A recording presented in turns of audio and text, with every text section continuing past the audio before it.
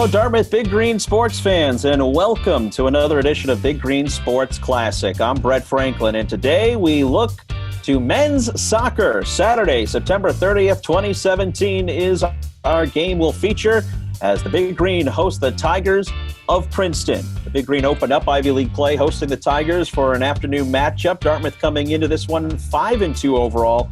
They have won 5 in a row after dropping their first 2 games against Michigan State and Michigan to begin the year. Big Green, we're looking to make it 4 straight Ivy League titles during this 2017 season after winning it in 2014, 2015, and 2016. And as usual, this was a good game between the Tigers and the Big Green. Let's introduce our guests for today's broadcast, and we'll start with the head coach of Dartmouth men's soccer, Bo O'Shaughnessy, joining us here on Sports Classic. Coach, good to see you. Good to see you, Brett. Thanks for having me.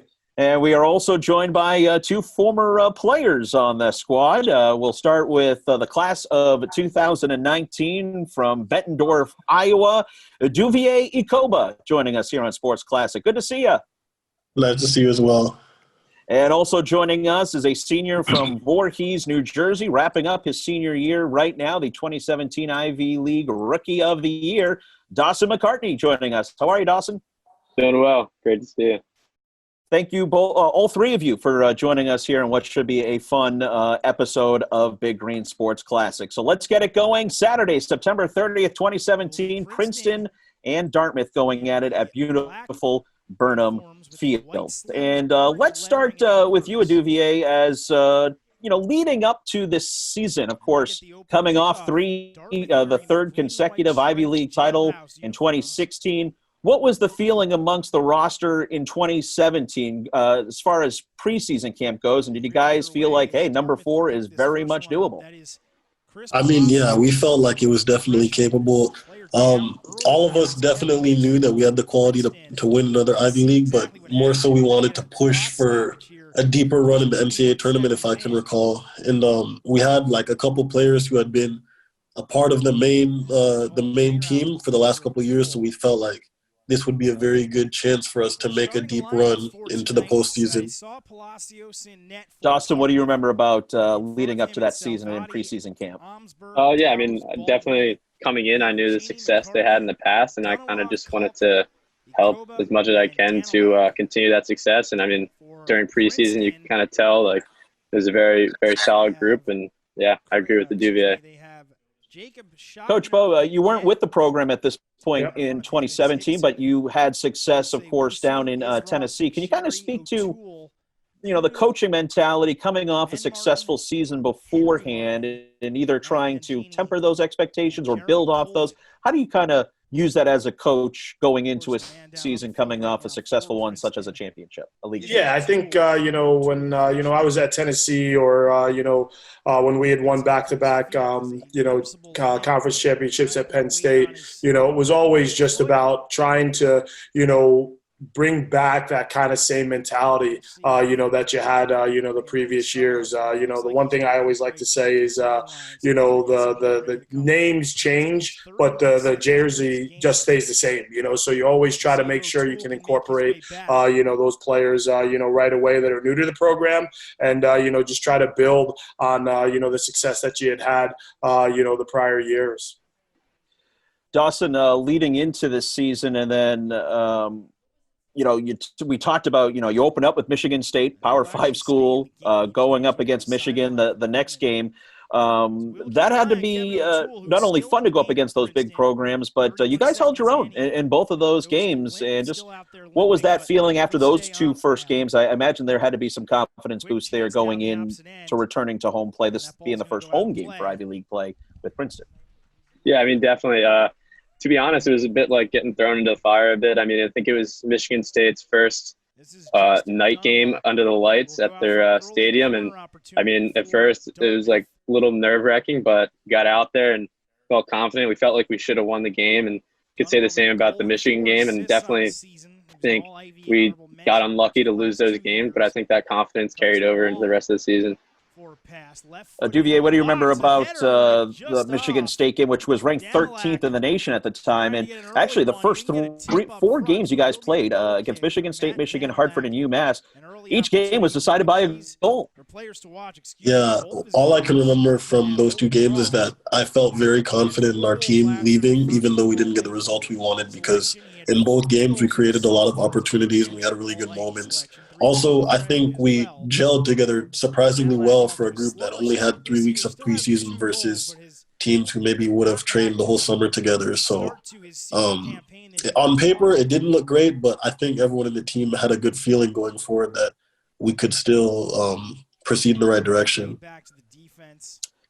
And Coach Bo, I'm glad Duvier brought up the short preseason. I'm sure that's something that you got very accustomed to quickly here at Dartmouth, coming from East Tennessee, and then a much shorter preseason. Was that tough to kind of get used to in your first go around here in the Ivies? Yeah, I think the first year was definitely different. You're used to playing 3, maybe 4 preseason matches. So just having such a short window to preseason was definitely different. And I think it just, goes to show you how important, your culture is, within your program. How much are your guys doing, during the summer, whether that's, individually or collectively, so that, you're ready, on the fitness side of things and, also, on the tactical side of things as well. It's really important that, guys are putting in the work. And, I think that's something that's, big here at Dartmouth. You know what I mean? I think our culture is in a place where our guys get after it, all summer long, whether they're playing, in PDL teams or, they're on campus for sophomore summer and, lifting and training together. They're prepared. So I think, where it may be different from a lot of different Ivy League schools, here at Dartmouth, I think that, small window of, preseason may not affect us as much, as it does, some of the other Ivy League schools. When we look at this matchup as a whole, Duvier, when you look at Princeton, I mean, always a tough contest with the Tigers. And in fact, leading up to this game, 2 of the last 3 meetings in this series went to overtime and were very much tightly contested contests. What was with it with the Tigers and the Big Green? Always seemed like it was a very close wire-to-wire game, no matter what year. Honestly, I don't know why we were always such a difficult match for each other. I think it's partially just because it was always the first Ivy League game, so everyone's really anxious. Everyone wants to make a statement from the beginning. I think they, as a team, had a very good mentality, just like ours. So every game we knew was going to be a fight, and actually, I'm thinking back now and I realized that's the only team in the Ivy League I didn't score a goal against. So for me personally, it was also like, yeah, these guys, like, they've gotten me every year. Like, now's my chance to change things. But, I guess we were lucky to end up with the result in most of the matches we had with them during my time. But for sure, they were never easy just because of everything I said. Awesome. What was it about those pesky Tigers every matchup? I definitely agree with the Duvier. I definitely think that no Ivy League match is easy, but given that it's the first one and that every single game counts because we only play each other once and whoever has the best record at the end of the year wins. And so that first game is always a battle, and I think that plays a really big part. Coach, from an X's and O's standpoint, what does Princeton usually bring to the table when you have them on your schedule and you're facing them? As the guys just said, usually it's that first matchup of the year. But what does that matchup with Princeton usually throw at you as far as X's and O's and what you prepare for as head coach? Yeah, I think they're a well-coached team.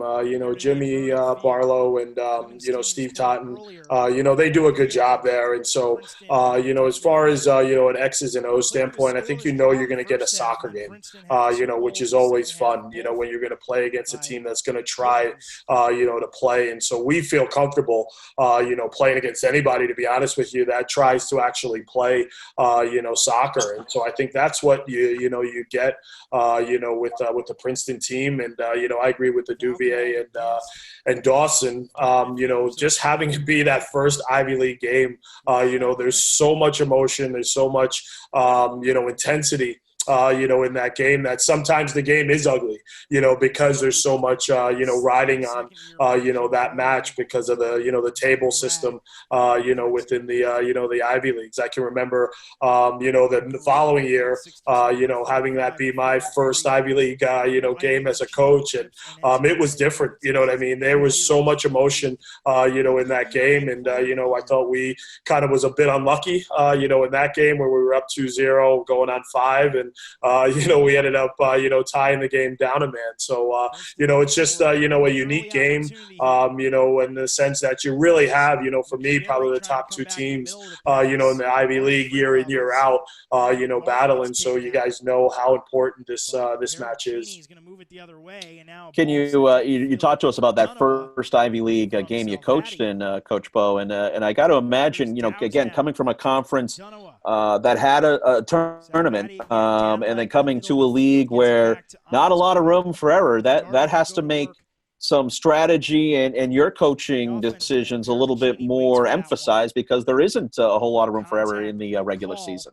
No, that's exactly it. I think, when we're, going into that game, we were playing every game in the Ivy League is like a championship game, and definitely that, first game, because I think everybody knows if you drop, that first one, you still have a whole Ivy League schedule where, you really can't afford to drop another one, or it's going to be nearly impossible to, win, the Ivy League. So I think, it puts, a lot of, pressure, right out the gate, for, that first game. And I think when you're talking about Dartmouth and Princeton, like I said, you're talking about the top 2, that usually finish first and second, somewhere around there. So you're talking about 2 of the best teams, always kicking off, the first game, the season. And, my first game down there at, Princeton was a wild one.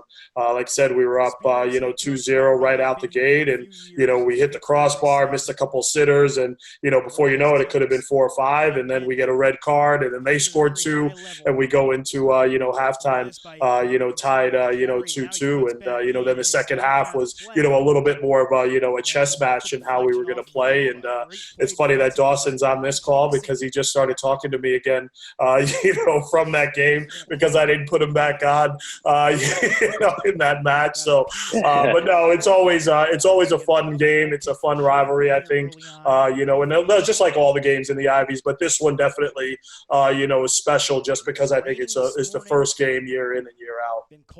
Duvier, you kind of touched on it a little bit, but is there a different mentality when you guys switch over to Ivy League play? Like, is practices a little bit more intense, or kind of, same, stay on the same path? Or or is there a little bit of a different feeling once you hit Ivy play and you're gearing up for that run? I think yes, some of it was intentional, and also some just unintentionally happened every season. Obviously, everyone wants to be prepared because, like what Coach Bo said, there's not much room for error. So yeah, people definitely, as a group, we have to focus more so on getting results and being united in the games. But I also just think that, in general, since the first half of the season is mostly games out of conference,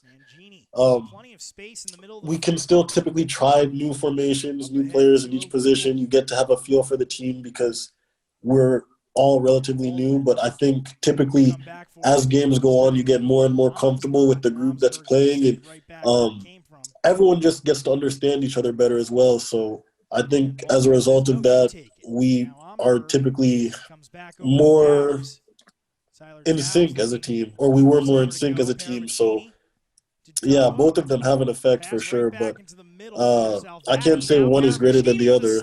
With the first move, and he tries to go. Dawson, you were a freshman that season.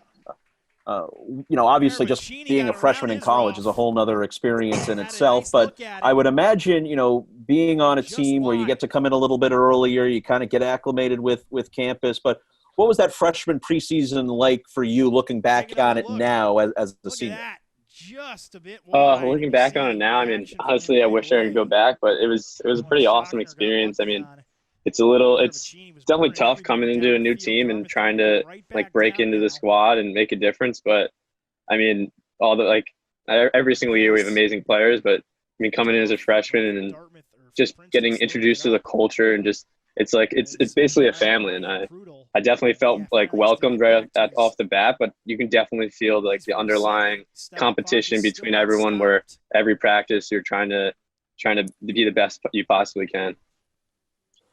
Coach, preseason non-conference play, I mean, that's got to be really important for you in the sense of finding the personnel you want, where guys are going to fit on the field, what style you want to run. Walk us through what your focus is on the non-conference and how you go about it with your staff as far as personnel and how you want to position guys getting ready for Ivy play.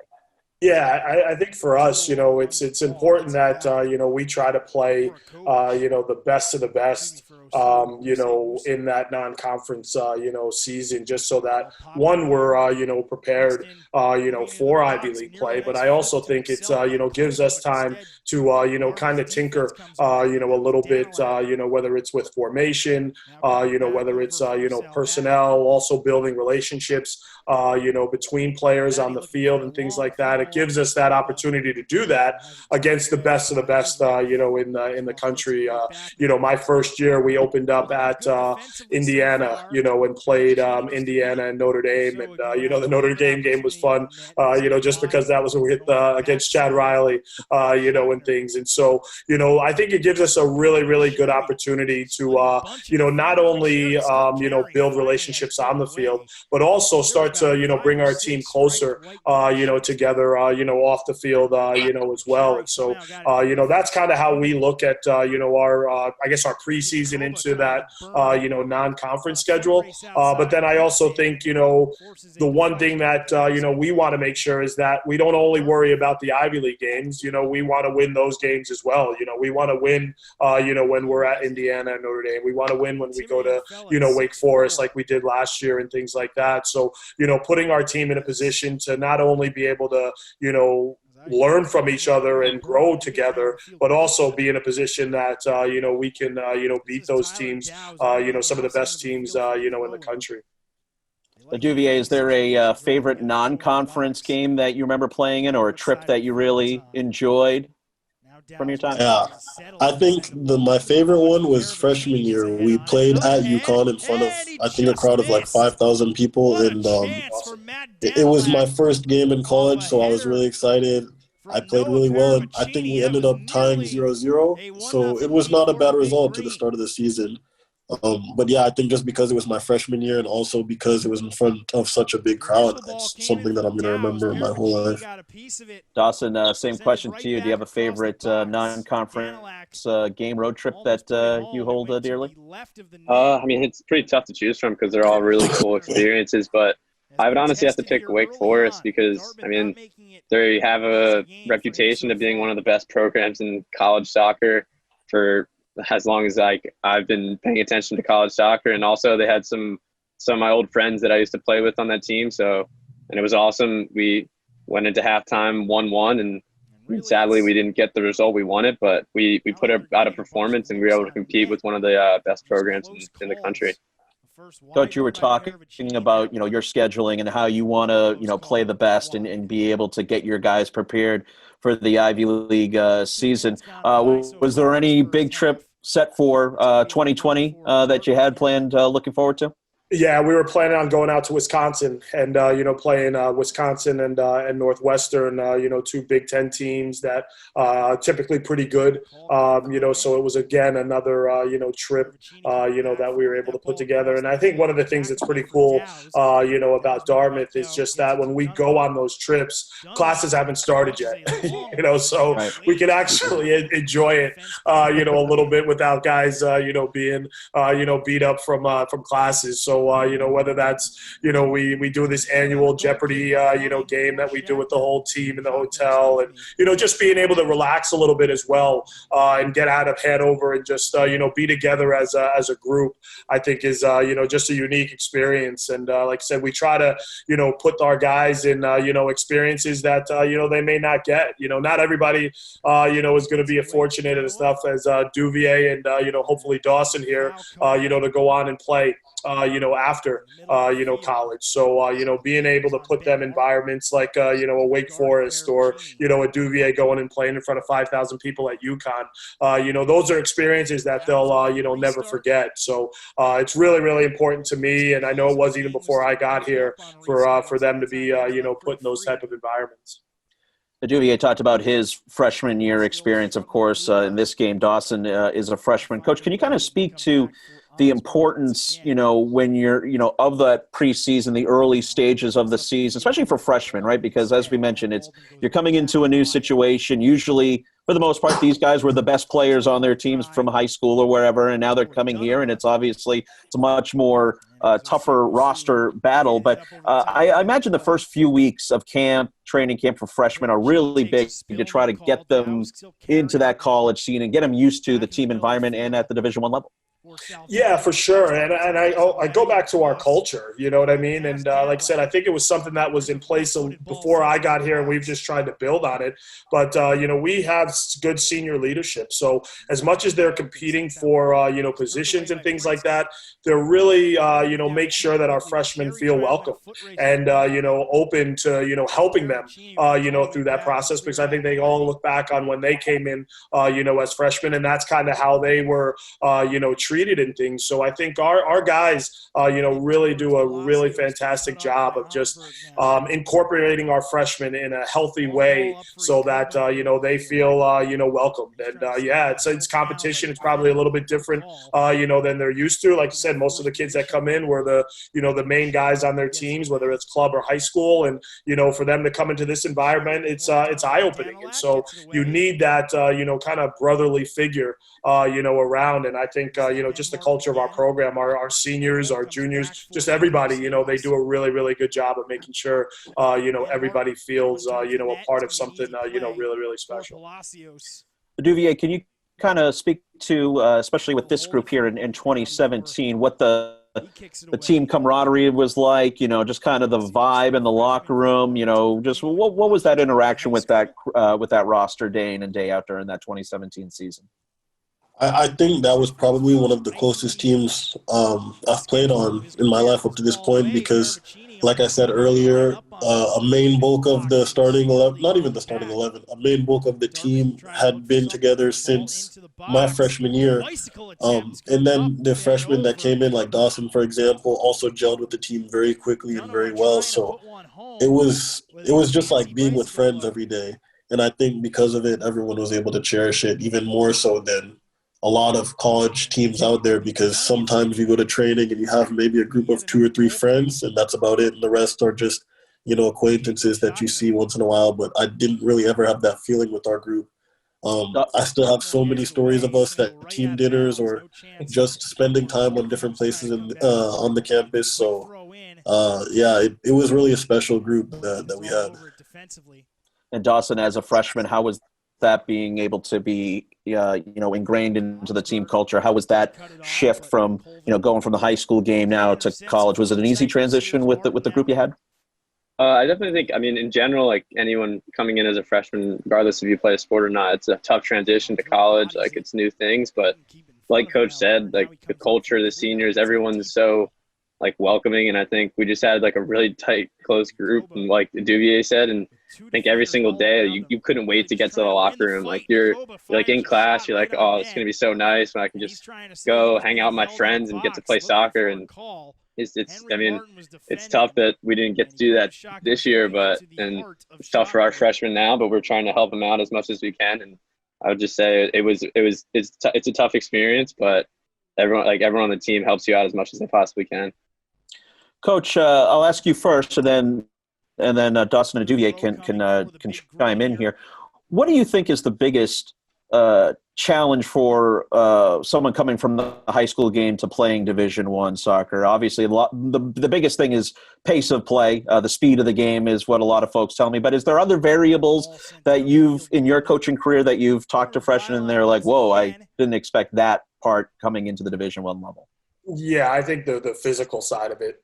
is definitely something that, is tough. It takes, time. We have, our incoming freshmen here now, and, some of them, they're going to need a lot of work in the weight room, to be able to, compete, on the physical, side of things. And then, yeah, I think just the general speed of play, and the speed of thought, is definitely adjustment, for sure. And I think when you're looking at it, sometimes they're playing against kids now that are 3-4 years older than them. So it just takes that whole maturation process, and sometimes it takes time.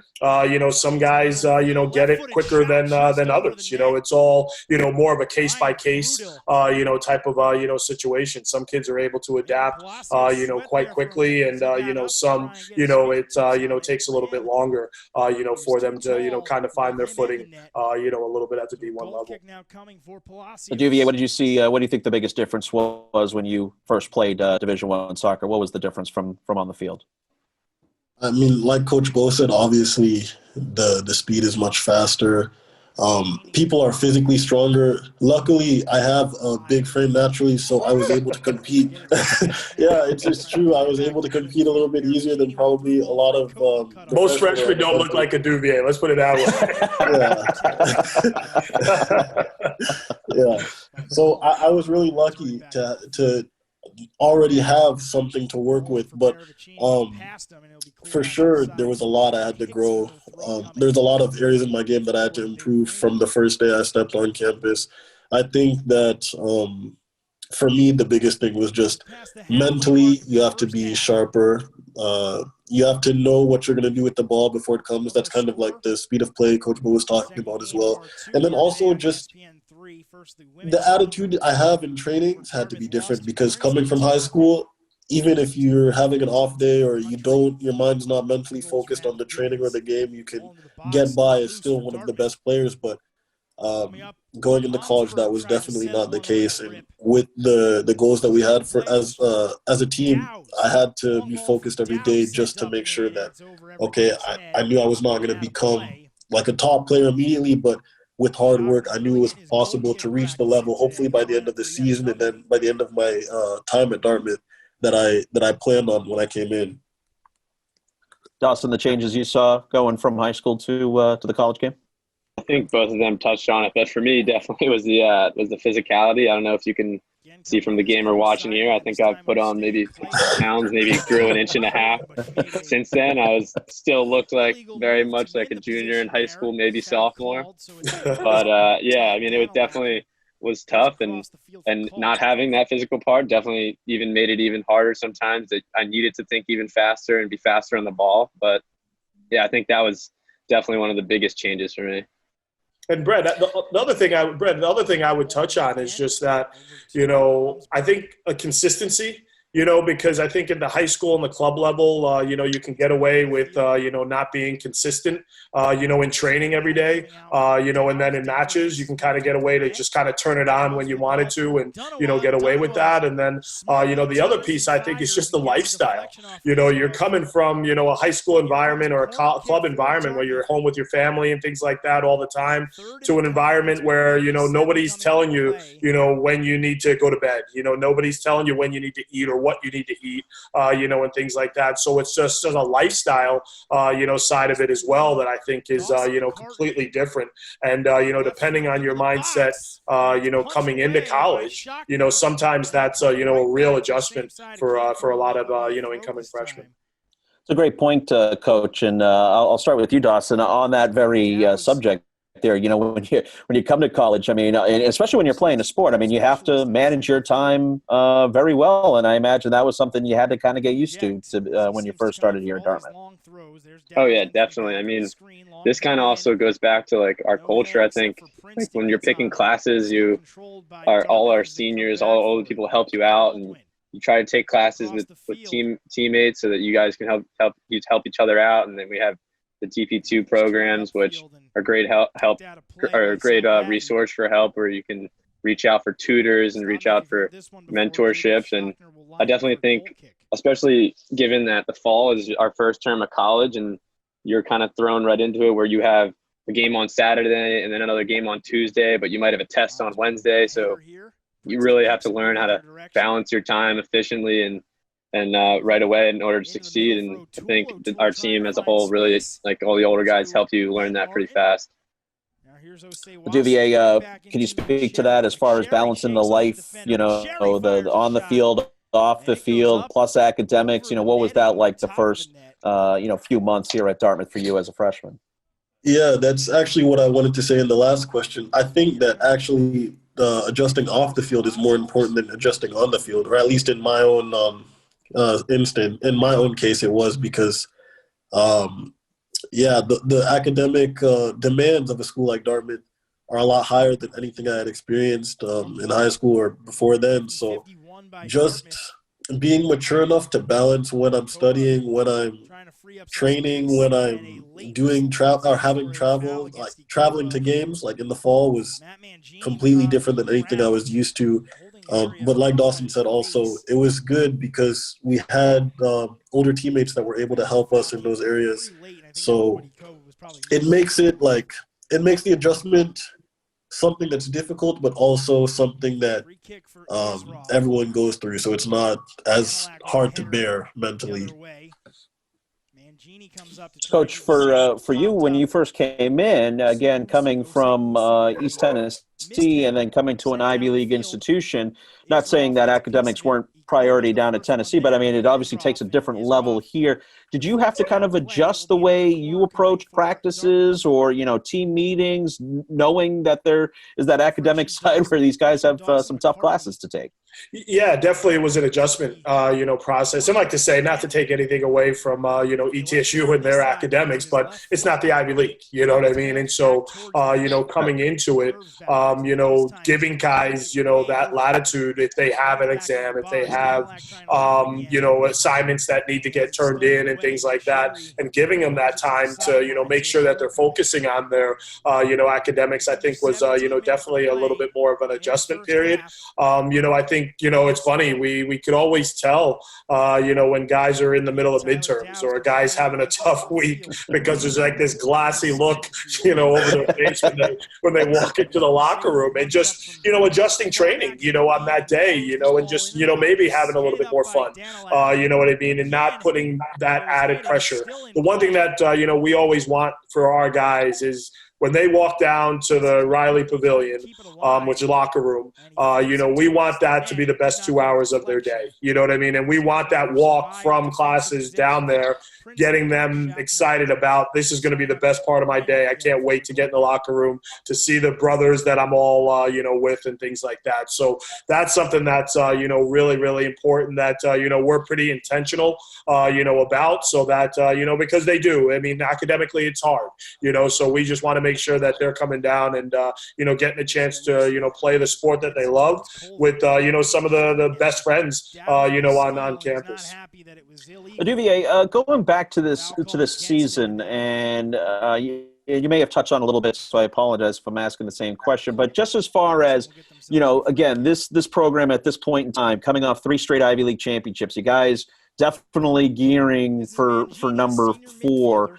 Was there a bit of, leadership as far as captains and the upperclassmen go, hey guys, we know we're good, we can win it? Or was there like, hey, let's temper expectations, we got a long way to go? But what was the expectations amongst, especially the upperclassmen and the returning players coming into this season? Did you guys, feel like, yeah, we've got a really good chance to make a four-peat here? I mean, yeah, we had 100% belief in ourselves and our abilities, so there was no questioning that we knew we were capable of winning another Ivy League. I think that I don't think that we had a cocky attitude, though. I think we acknowledged every team in the Ivy League posed a threat. Princeton, for example, was one of those teams that we had to take time and realize, like, yeah, we're capable of losing this game just as much as we're capable of winning 3-0 or something. So it was a good balance, in my opinion. We were confident in our abilities, but we definitely didn't underestimate anyone.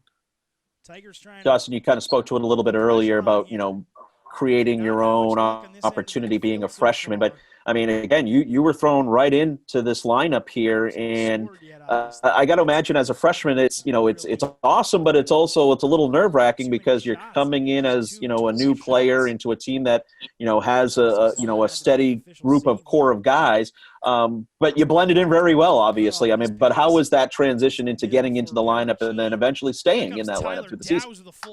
I mean, it was definitely tough. I mean, coming into preseason, I mean, didn't necessarily know where I was going to be in the lineup. And I mean, when I started that first game, it gave me some confidence. But I think, kind of touching on your question before, asking, I mean, our senior leadership, just the confidence that they had in the not the cockiness, but the confidence, and just kind of like their pride of being a Dartmouth soccer player and their confidence in us as a team. I think just kind of spread throughout the whole team. And I think even back to what Duvier was saying, like we had our goal to win the Ivy League championship, but we also one of our main goals that year was to even go as far as we could in the NCAA tournament, like beyond winning it. So yeah, it was definitely tough, but I think I think the confidence from the rest of the team really like settled through everyone.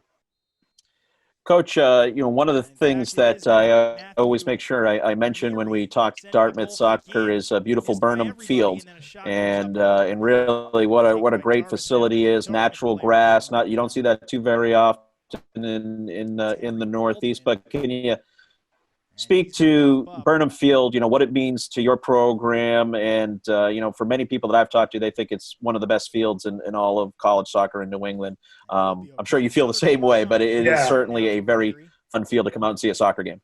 For sure. I think we're, really, really fortunate. I'll be honest. That was, something that, attracted me, to the position, to be honest, was the facilities in general.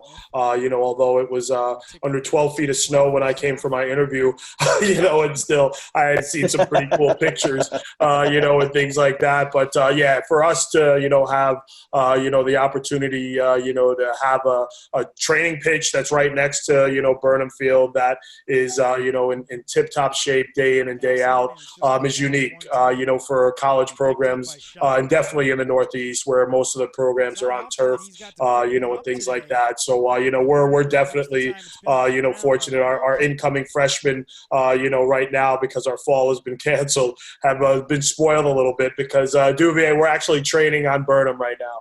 So, really? yeah. So they haven't even, realized how fortunate, they are to, be on the game field for training right now. And so, we're definitely fortunate. I agree. I think it's, one of the best surfaces, in stadiums, in the country, and not even just the surface that we get to play on, but even just the support from our crowds is absolutely amazing. From the student body, from the people of Hanover, coming out, and supporting men's soccer here is it's a unique thing for college soccer, and for our guys to have this environment game in and game out to play in front of at home is awesome. Duvier, what was it like to see Burnham Field for the first time? I think I was 16 on my first unofficial visit, and it was amazing to me. Probably the best field I'd ever seen in person at the time. Also with the fact that the game was at 7 p.m., so there's a light view on the field. It looked professional, honestly. Yeah. So I knew even before coming, wow, this is a top-level facility. And it was one of the reasons I committed to Dartmouth, actually, because I saw that it was a perfect environment, just not only academically, but also in terms of soccer as well. Dawson, your thoughts on Burnham Field, and was it a big attraction for you to come here because of that? Oh, definitely. I mean, on my unofficial, I visited in the winter, so I didn't get a great look at it. But on my official visit, I was there to watch when they clinched the Ivy League the year before I was there. And I just looking, it was like like Duvier said, 7 o'clock game, light dew on the field, under the lights, packed stadium. It definitely made me fall in love with Burnham Field. And it's something that I'm still missing right now. Like jumping into the stands and being around all your friends, and it's an amazing place. Dawson, I'll ask a follow-up as far as, playing on the natural grass as compared to the turf. There is a difference for folks who maybe aren't as hardcore soccer fans out there, but, just from the player's perspective, just what that difference is like, that feeling is like playing on the natural grass as compared to the turf, and then a Duvier, you can check in afterwards. Oh, I think it's a whole world of difference. During high school, we mostly played turf, and I think there's so many aspects that go into it. Your touch feels better. I mean, your knees feel better, and it's the way the sport should be played, honestly. Once again, taken right away by Princeton. Duvier can elaborate a little more if he wants. Yeah, I can attest to that as well. Actually, the team I'm playing for now trains and plays their home games on a turf pitch, and I can say that grass is definitely better, especially when you have the quality of Burnham, because first of all, what I think a lot of fans don't see is that when you play on turf, you get a lot of rug burns and you get a lot of small cuts from when you fall or slide on the ground. The ball bounces differently. In general, I think soccer is better played on grass, and that's why I felt so lucky to play on Burnham, because it was not only grass but one of the best pitches probably in the country. Hey, Coach, maybe you can speak to a little bit more about, outside of Burnham and the facilities that you got. You talked about the Riley locker room as well, but can you kind of speak to the surrounding facilities that your players use, maybe not just during the season, but off the season as well? Yeah, I think, obviously our practice field, Blackman, that's right behind, the stadium is, same surface, that we play on, game in, game out. And, again, it's just a beautiful surface to, play on. The Riley Pavilion is unbelievable, for, everything that we need, as far as our locker rooms. We have team meeting rooms, our training room, is there as well, which is unique, that you have everything in one place. And then, now we've, just opened up, our indoor facility, our $25 million indoor facility that is, absolutely unbelievable. We took the guys in there the other day, just to see it, because it's a game changer, for us to, be able to have a facility like that. It's actually the only standing indoor facility in the Ivy League, to have that here, on campus for our guys to be able to use, is unbelievable. And then we have flooring where we have our, our strength and conditioning, area as well. That's not that far from, our indoor facility and our Riley locker rooms. So all these facilities are different. It's a game changer, for us. I was at Penn State for a while, and, literally our guys would get into the locker room. They'd have to travel a mile down to the field, change, practice, and things like that, then travel a mile back, to shower. And for our guys to have, everything, right in, one area, that's always at the top class, just shows, the dedication from Dartmouth, not only on the academic side, but, also, the athletic, vision that they have, for the whole department. Dawson, can you talk to us about not only those facilities as well outside, where you work out as a student athlete, but what that off-season workout is like for a soccer player when you're not on the pitch and when you're in the doldrums of winter? What does a workout look like for a Division I soccer athlete at Dartmouth? I would definitely say the off-season workouts are kind of tough. We don't have obviously we didn't have the new facility during my first 3 years, and we usually don't get the best times because we're out of season. But it's as much as I could complain about the late times, but it's just amazing being able to. Even with Levron, we were able to go inside and be able to train with your team every single day, even when there's like 3 feet of snow outside. It's awesome, and I know it's going to be even better with the new facilities. Duvier, can you talk to us, about your off-season workout regimen? What it was like at Dartmouth? Yeah, I remember that in the winters, I think that's probably when I improved the most, because we lifted regularly. We also had very difficult fitness runs, as well as a little bit of time playing. And I think that because of how difficult it was, we definitely grew not only as players, but also we grew closer to each other. I think we even had a couple like team bonding events with Spaldo at the time. So in general, the off season was the time where we knew we were going to suffer, but we knew that suffering we would benefit from it during the regular season. So I'm thankful for it now. Yeah, honestly, even do it's funny he says that now.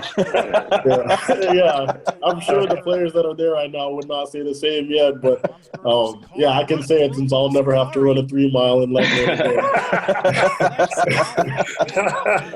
But I think, Brett, the one thing I'd say, it does go to the culture. I'll be honest, even this past winter, we worked our group, pretty hard. And, all the guys are just, bought into it. And, it's just what we do, here at Dartmouth. And, I agree with the Duvier and Dawson where, it's all about the culture. You know what I mean? And, if guys come in and, are complaining and, don't really want to do it, not that they're all jumping up and down when they walk in there, but by the time we get started and by the time we end, you just see smiles on everybody's faces because they're getting after it. They're tired, but they're getting after it together, and I think it builds a little bit of a bond between everybody. The one thing I found in doing these episodes here, Coach, is one theme that I've been finding is the off-season workouts for these athletes are so important. They say championships are won in the off-season, not to be cliche,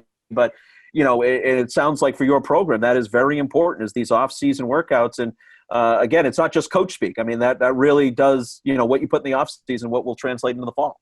Yeah, no, and I think at the end of the day, it goes to, your leadership, on the team. You know what I mean? Because, we're limited with certain hours that we may be able to work with the guys. And so a lot of it is on the players, to whether that's organizing pickups, organizing fitness and things like that. A lot of times that falls on the players' shoulders. And, without, good leadership, it doesn't happen. And, I think you can tell by the success, of the program. Even before I was here, even before Dawson and Aduvier were here, that's something that's instilled, in the culture here at Dartmouth, and I think that's why, we'll always continue to have, success. Coach, I think it was you that mentioned it earlier, and I saw it on the screen here when we had a pan of the fan section. Is that there were like 600 people here at this contest? You mentioned the Upper Valley support. As someone who's lived here almost 10 years, I could tell you the soccer community very big here in the Upper Valley, but the fan support you guys get at Burnham Field is quite impressive.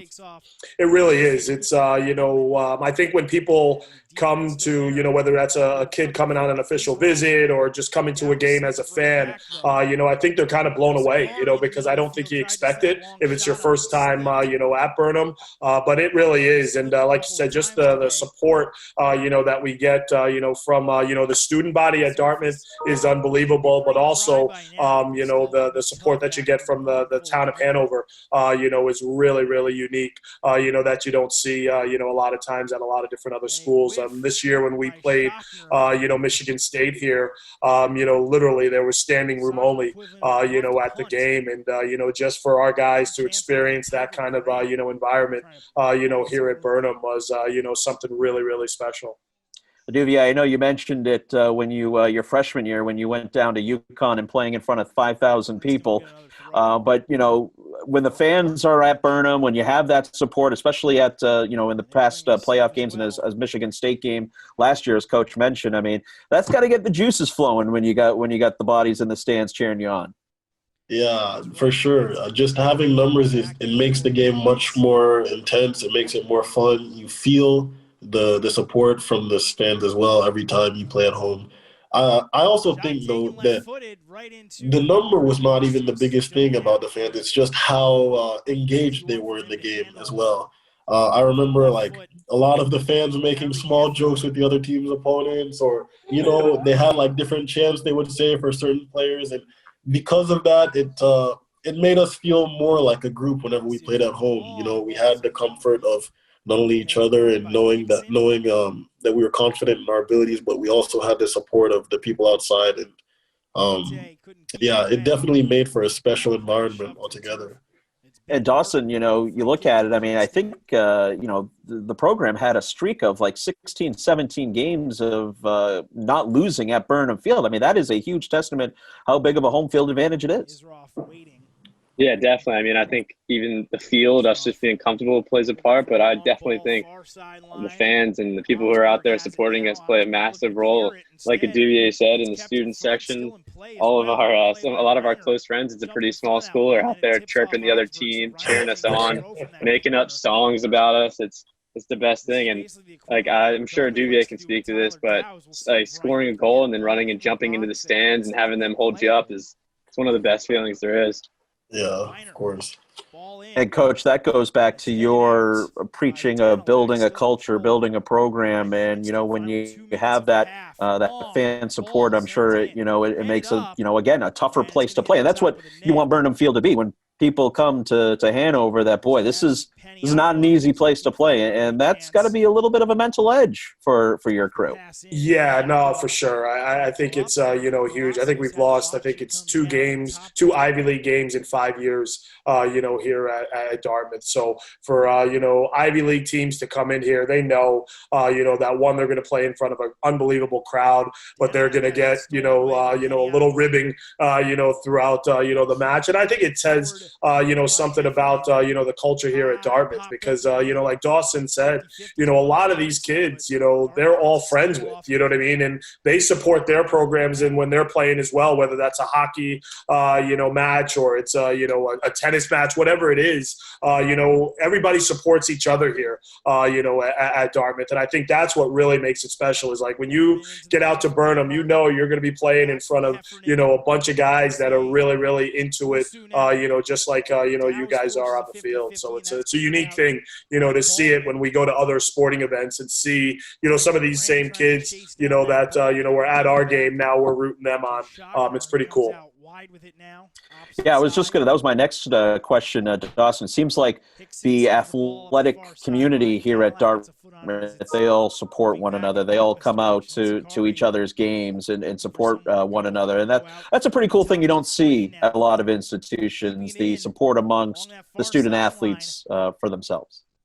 Yeah, definitely. I think that's one of the things that makes Dartmouth so special is that I think a lot of the sports are very close. And I know in the off season, I go to hockey games. Like Coach said, I go to tennis games. I try to go to rugby games. I go to as many games as possibly can because those are my friends playing in those games and they all come out and they support me. And it's definitely like, it's awesome because some of my closest friends outside of the team are other athletes at Dartmouth, which is awesome. Well, we have completed the first half here on Big Green Sports Classic, September 30th, 2017. The Princeton Tigers and the Dartmouth Big Green in the Ivy League opener, knotted up at 0. We'll step aside. We'll come back. We'll have second half action here on Big Green Sports Classic. Stay with us. As a trusted choice firm, the Richards Group has been committed to local communities for decades. We take the time to get to know our clients, their needs, and budget. We're independent, so we work for you, not an insurance company. We use our expertise to find our clients the best home, auto, and business coverage at the most competitive price. Our team provides consulting services for employee benefits, retirement plans, human resources, and leadership development. The Richards Group. Prepare for tomorrow by contacting us today. Growing your business isn't just one thing, it's a million little things. Should you lease, rent, or own? How fast can you get that part? Does it fit the budget? That's what your local CAP dealer is here for. With expert advice, flexible financing, and industry-leading equipment, you can get the job done day after day. For a limited time at Milton CAT, get 0% for 60 months on select new CAT compact equipment. Make your debit card green. Big Green. Select from 16 options by visiting any Ledyard Bank location or calling 888-746-4562. Ledyard's online and mobile banking includes free personal mobile check deposit so you can show all your Dartmouth pride on your home turf. Equal housing lender, member FDIC. Welcome back. Big Green Sports Classic here on DartmouthSports.com. Brett Franklin, glad to be with you here as we're watching Dartmouth men's soccer action from September 30th, 2017. The Princeton Tigers taking on your Dartmouth Big Green in the Ivy League opener. We welcome back our guests, the head coach of Dartmouth men's soccer, Bo O'Shaughnessy. Also welcoming in Duvier Ikoba, the class of 2019, who was a junior in this 2017 season, and of course Dawson McCartney, a senior on this year's squad, joining us as well, and he was a freshman on the 2017 team. So let's get going here. Second half action from Burnham Field. And Duvier, I'll ask you first here, a tightly contested first half in that matchup. Of course, you guys outshot Princeton 7-5, corner kicks 5-0 in favor of the Big Green. You guys ended up getting 16 corner kicks in that contest. But from what you remember in that first half, or at that halftime locker room, do you remember what the message was going into the second half, knotted up at 0? I think that the message was just that we had to keep fighting because, as you can see, it was not a game where we could really get a rhythm of passes together. It looks like Princeton came to play a physical game, so we had to match them in terms of energy. And I think, I don't remember word for word, but I think the general message was to continue fighting and then taking the chances when they come, of course, because we knew that we were not going to be able to generate maybe as many chances as we would in a game that's more open. But when they come, we had to be sharp with them. Dawson, your memories from halftime and just some feelings after seeing the first half there. Yeah, definitely kind of the same thing that Duvier said, just keep battling.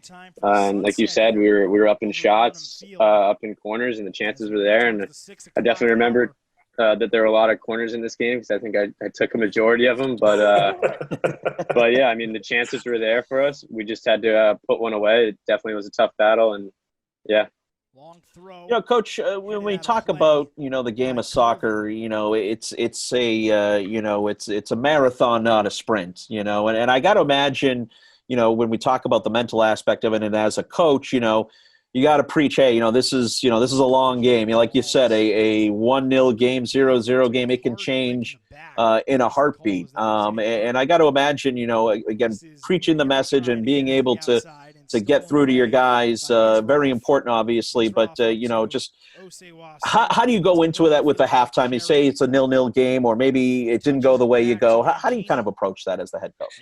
Yeah, I think, like you said, I think you have to realize that you're going to have bad plays. You're going to, give the ball away. You're going to, miss a shot or things like that. But it's on to the next, you know what I mean? And making sure, we always say it's not about the mistake, it's how we respond to it. And, as long as you're responding to it in a positive way over a 90-minute match, you're going to be on the good end of, the result more than likely. Soccer's a cruel game. Sometimes it doesn't work like that. But, more than likely, if you can, do that, then you're going to put yourself in a position to, be successful, at the end. And, for us, we just try to say, we never get too high, we never get too low. We just try to stay even, so that even if the game is going really, really well for you, you're still just knowing, okay, this is just what we do. This is how we play, and vice versa. If it's not going well, okay, we're going to get back on the front foot, in a match and things like that. So just having that, even kind of, mindset, I think is, really, really important. And I think, Duvier and Dawson hit on it, there. If you're not willing to, fight and battle, then it really doesn't matter. How good of a player you are, you know what I mean, or how good of a team you are. Typically a team that's willing to, get dirty and roll up their sleeves, typically when the game settles and you have the better players, you're going to, be able to come up on top. I wanted to kind of talk about Duvier and Dawson's individual efforts during that 2017 season. And Duvier, you were a junior that year. You ended up being named first team All Ivy League. You followed it up the next year with first team All Ivy League. You got NSCAA All Region second team that season. You led the team in goals and in points. Seemed like everything just clicked for you in the 2017 season. I guess the million-dollar question: what was the key to your success in that during that season? You're muted. Dow's trying to get around. Yeah, sorry about that. The short and simple answer to your question is I was playing with Dawson. Looking back, I think maybe he must have assisted at least 5 of the goals I scored that season from the same left-sided cross. Yeah, I always joke with my friends from Dartmouth and say Dawson's the reason I'm playing professionally right now because, I had come off a season before 2017 where I had like some injury issues and I didn't score a single goal. And I just said, okay, let's work hard and let's see what happens. And luckily we found the connection that resulted in a lot of goals that season and a lot of success for the team. And it gave me a confidence as well, kind of going forward into my senior year, which it was also shorter. But I think even in the games I played, I felt differently because I had come off a season where I'd scored goals and had like an influential role in the team. And when you found out you were named first team All-Ivy, I mean, that has to be a pretty special moment in your career to get, by coaches and by peers, to have you be first team All-Ivy. That had to be pretty special. Yeah. It's always nice to see your efforts being acknowledged, so I was thankful for that. It's definitely something that, looking back on, I can cherish because obviously we don't play for the individual awards, we play for the result of a group, but it's something that you can look back on with pride and say, yeah, I was able to contribute in my time here, and I was acknowledged for the effort I put forward. So that's the way I look at it even now. Just I'm thankful for it, and I appreciate it because there were times when I struggled and it wasn't as easy to play and have success on the pitch. Dawson, couldn't have asked for a better freshman year. You won Ivy League Rookie of the Year that season, All-Ivy honorable mention, and as Duvier mentioned, you tied the team for assists with 8. During the point of the season, did you kind of find your comfort zone, and did you kind of relish the fact like, hey, yeah, I like to be the helper on it, and when did you kind of feel like, okay, yeah, I belong here during the season?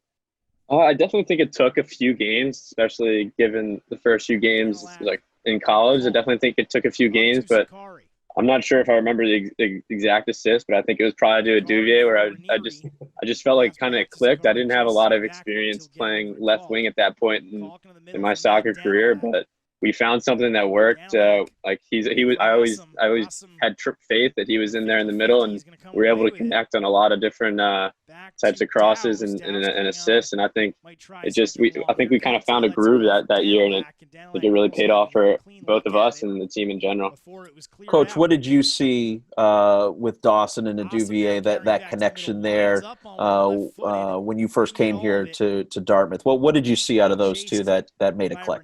Yeah, it was just, something that was seamless. You know what I mean? They just, kind of had this knack for just, knowing, where each other were on the field. I can remember a game, I think it was, I won't remember the game now, but I remember the ball getting played wide and a Duvier just running like crazy in the box because he knew. He's like, Dawson's on the ball. He's about to get this service in, and I need to make sure I'm in a good position to finish. And, it just started to be like, Dawson said, it just started to be something that was automatic. And, I think it was something that, given Dawson's creativity out wide to be able to beat a first player and then get a cross in was special. And then a Duvier's physical presence that, could get into that position to then finish the ball was, just uncanny. And, it was something that, I wish we had a Duvier healthy, a little bit longer his senior year, because I think we could have, continued that, a little bit further on. Going to put you on the spot here a little bit, Coach, but what do you think is the most underappreciated part of Dawson and Duvier's game that maybe fans don't get to see? I think for Dawson, it's his work rate. You know what I mean? I think people see what he can do on the ball, but they don't see that he's, an honest player. You know what I mean? That he really works both sides of the ball. If you ask him, he's probably not going to tell you that defending is his biggest quality, but it's sometimes not even just the actual individual defending. It's just that work rate to want to get back. I've seen Dawson, attack with, 100 miles an hour, us lose the ball, and then at least he's going back 100 miles an hour, trying to get into a defensive spot, to make it, that much more difficult, for his team. So I think that's, something that, really stands out for me, with the Dawson. And I think, with Duvier, it's just his willingness, to have, a short memory as a striker. I can remember, a game where, Duvier is, gets the ball from almost half field and tries to shoot and score, and I'm screaming at him, to the next minute where he's, linking up play and then, getting into the box and, finishing a chance. So that's not the scene we wanted to see right there. But yeah, so I do. I think, and then obviously, with Duvier's physical presence, you know what I mean? And, I think what he's been able to do over his time, not only at Dartmouth, but, now as a pro, I think he's learned how to use his body, that much better, and now I think you start to see, just him starting to scratch the surface as, a big time pro. And, I think it's just his physical presence and him being able to know how to, use that to his benefit. Well, as we see there, the first goal of this contest coming at 53-56, Jeremy Colvin for Princeton, not getting Princeton on the board earlier. But have no fear, fans. The game's certainly not over quite yet. You mentioned, Coach, Duvier playing professionally right now. And talk to us about that professional player pipeline here for Dartmouth, especially the last few seasons. We've been seeing a lot of big green players getting some professional action, and that has to be something that makes you very happy as the Dartmouth head coach. Yeah, no, I think it's something that's unique in the Ivy League. I think when you look across the Ivy League, a lot of schools don't produce pro players, but I think when you look at the start of this match, I'm going to count Dawson as being a pro player, even though he's not there yet. But I think he had 7 out of the 11 guys on the field that were all, pros, whether they were drafted or like Duvier or Justin, or Noah, Pavricino or Wyatt, they've all are still, playing as pros. And so I think it's something that is definitely, unique, to the Ivy Leagues. And I think if you told somebody that at the start of this Princeton game that there were 7, potential pro players on the field, they probably wouldn't believe you. So I think, that's something that, we want to, continue to, build here, is that brand of, we're not only are you going to be able to come to a school like Dartmouth and get an unbelievable educational experience, but you're also going to be able to play soccer at the highest level where you have that potential, to go pro, at some point. And I think that's something that, we're excited about continuing, here at Dartmouth. Duvier, can you tell the fans about your professional experience, where you're playing right now, and how things are going here in this COVID world playing professionally? Yeah, it's been pretty interesting. So, I was drafted after my senior season, but I had a couple of recurring injuries, so I wasn't able to sign. I finished my last term at Dartmouth in the spring and then went straight to Europe in the summer. I had a trial with the team in Hungary, which was nice for me because my girlfriend was also in Hungary at the time. So it was kind of random, actually. They had like a family friend who happened to know that this club was looking for strikers as well. So I did like a trial with them and they said, okay, we'll sign you. So I played there my first year, and it was definitely an eye-opener because the level in Europe is definitely higher than anything I'd experienced before. Also, just adjusting to a different culture wasn't easy, but I definitely think I improved a lot in the time I had there.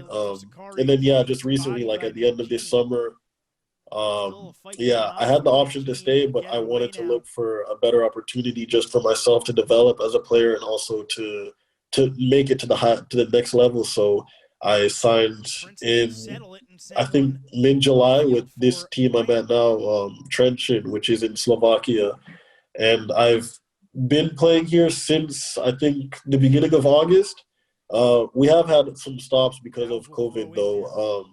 I don't think the situation is as bad as it is in the U.S. here, but yeah, there have been a couple players, like even in my team, that had COVID. So I think now people are very cautious. If there are any signs of sickness, then they have to get checked. And what we do now is we don't play with fans, so it's not the same experience as what I'd hoped for. But hopefully things will get back to normal soon, and I'll be able to continue. But yeah, overall, I'm happy to be here right now. I think it's a team where I can really develop. There's a lot of talented players, and the coaches push me every day to improve. So I always say, too, to Coach Bo and to other players I speak with that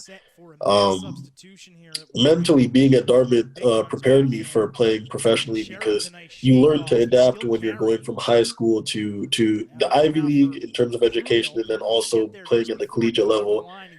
So just having that skill set already helped me a lot coming to a different culture, a different style of play here. So I've been really thankful for that, and I think it's going to continue helping me to grow individually. And Aduvi, I want to come back to your playing in Europe here in a second. But Dawson, as Coach mentioned, you're finishing up right now as a student at Dartmouth. But can you tell us what your hopeful plans are moving in the future and playing professionally?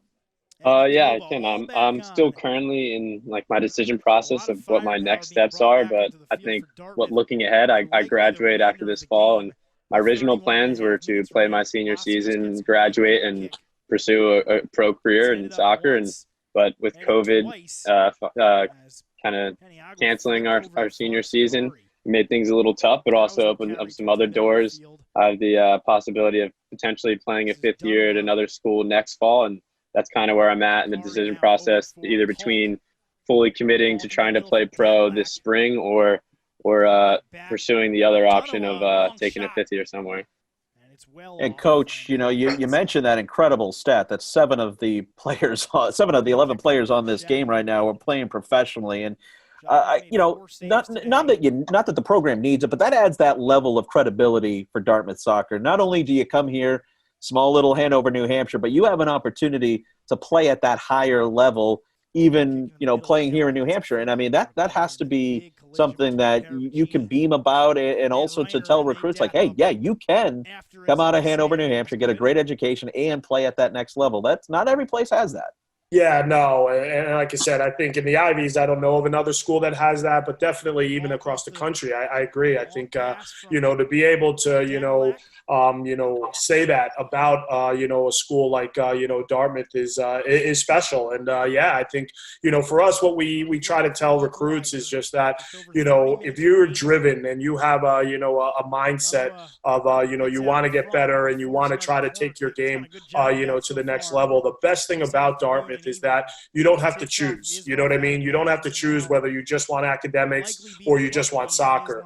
You really get the best of both worlds. And like I said, you're going to get a degree that's really going to change the course of your life afterwards. But you're also going to be able to play soccer at the highest level to hopefully be able to play on afterwards, which I think is something that's really unique to have that that combination. Duvier, back to your experience playing in Europe.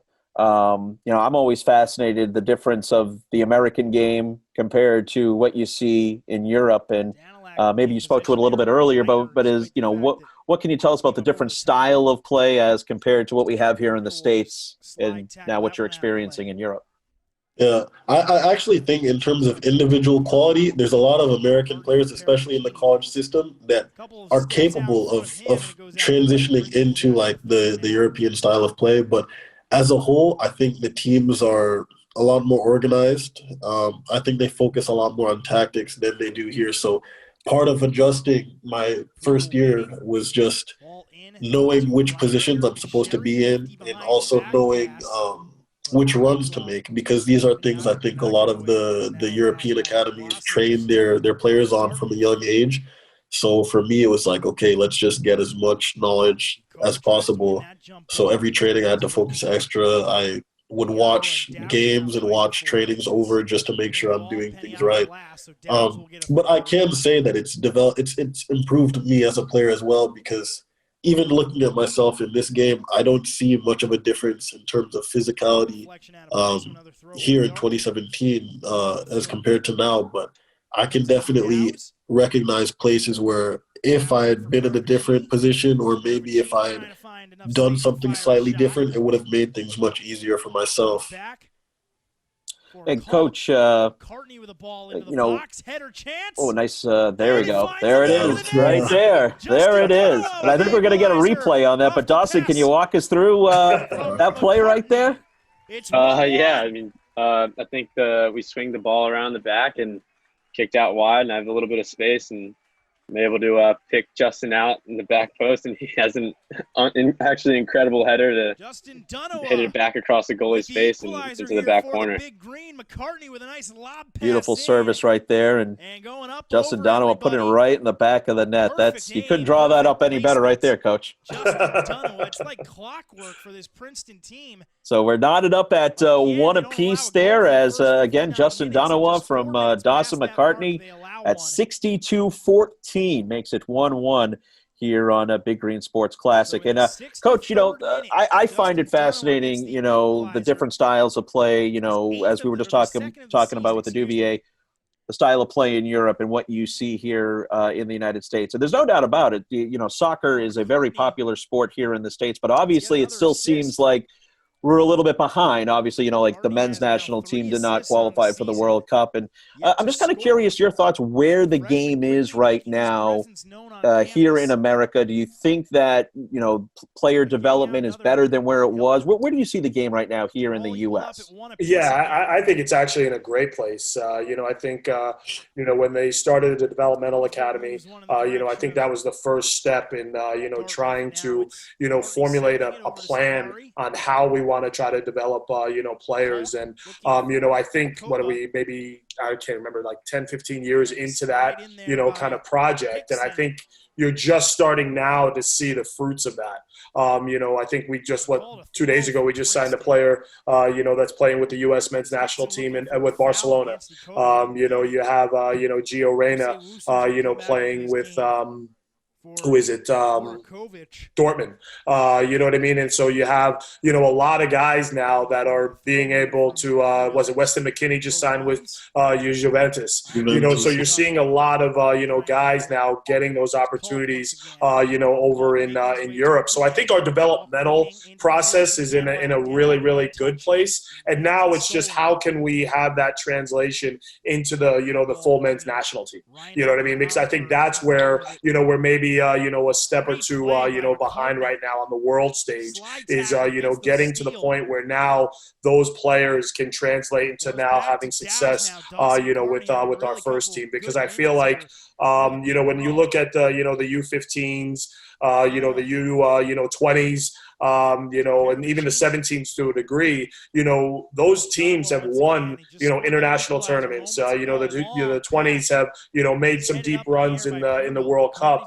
But now it's just, okay, what happens in that stage of, from being with the U20s into getting to that, men's national team and having success, with that. So I think that's, kind of where, soccer's at, in this country. I think, the challenging part is, how can we continue to, have some of these, younger players that have signed early contracts as homegrown players? How can they get those experiences, whether it's with MLS clubs or, clubs abroad, so that they can bring that, same talent to the national team? Dawson, as a kid, growing up, you grew up in New Jersey, playing Division I college soccer here. Have you noticed difference in competition as you played up at different levels and where the game is at right now here in the U.S.?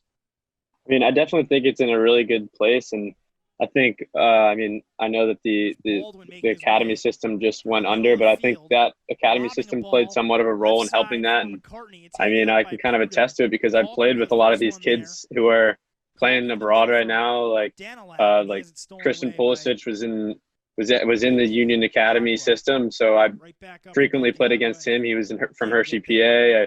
played with Weston McKinney in some like camps when I was younger, like a lot of these players, and it's awesome to see where they're at, but definitely shows that American players can reach that level and have a lot of success. And Aduvier, as someone coming over from the States and playing in Europe, was there kind of, a stigma to playing American soccer and coming over to Europe? Was it like, hey, we need to break you of all these norms, or how did that kind of mesh coming in? You talked to us about how, the difference, but how you personally meshed in to the style that's being played right now, speaking in Slovakia.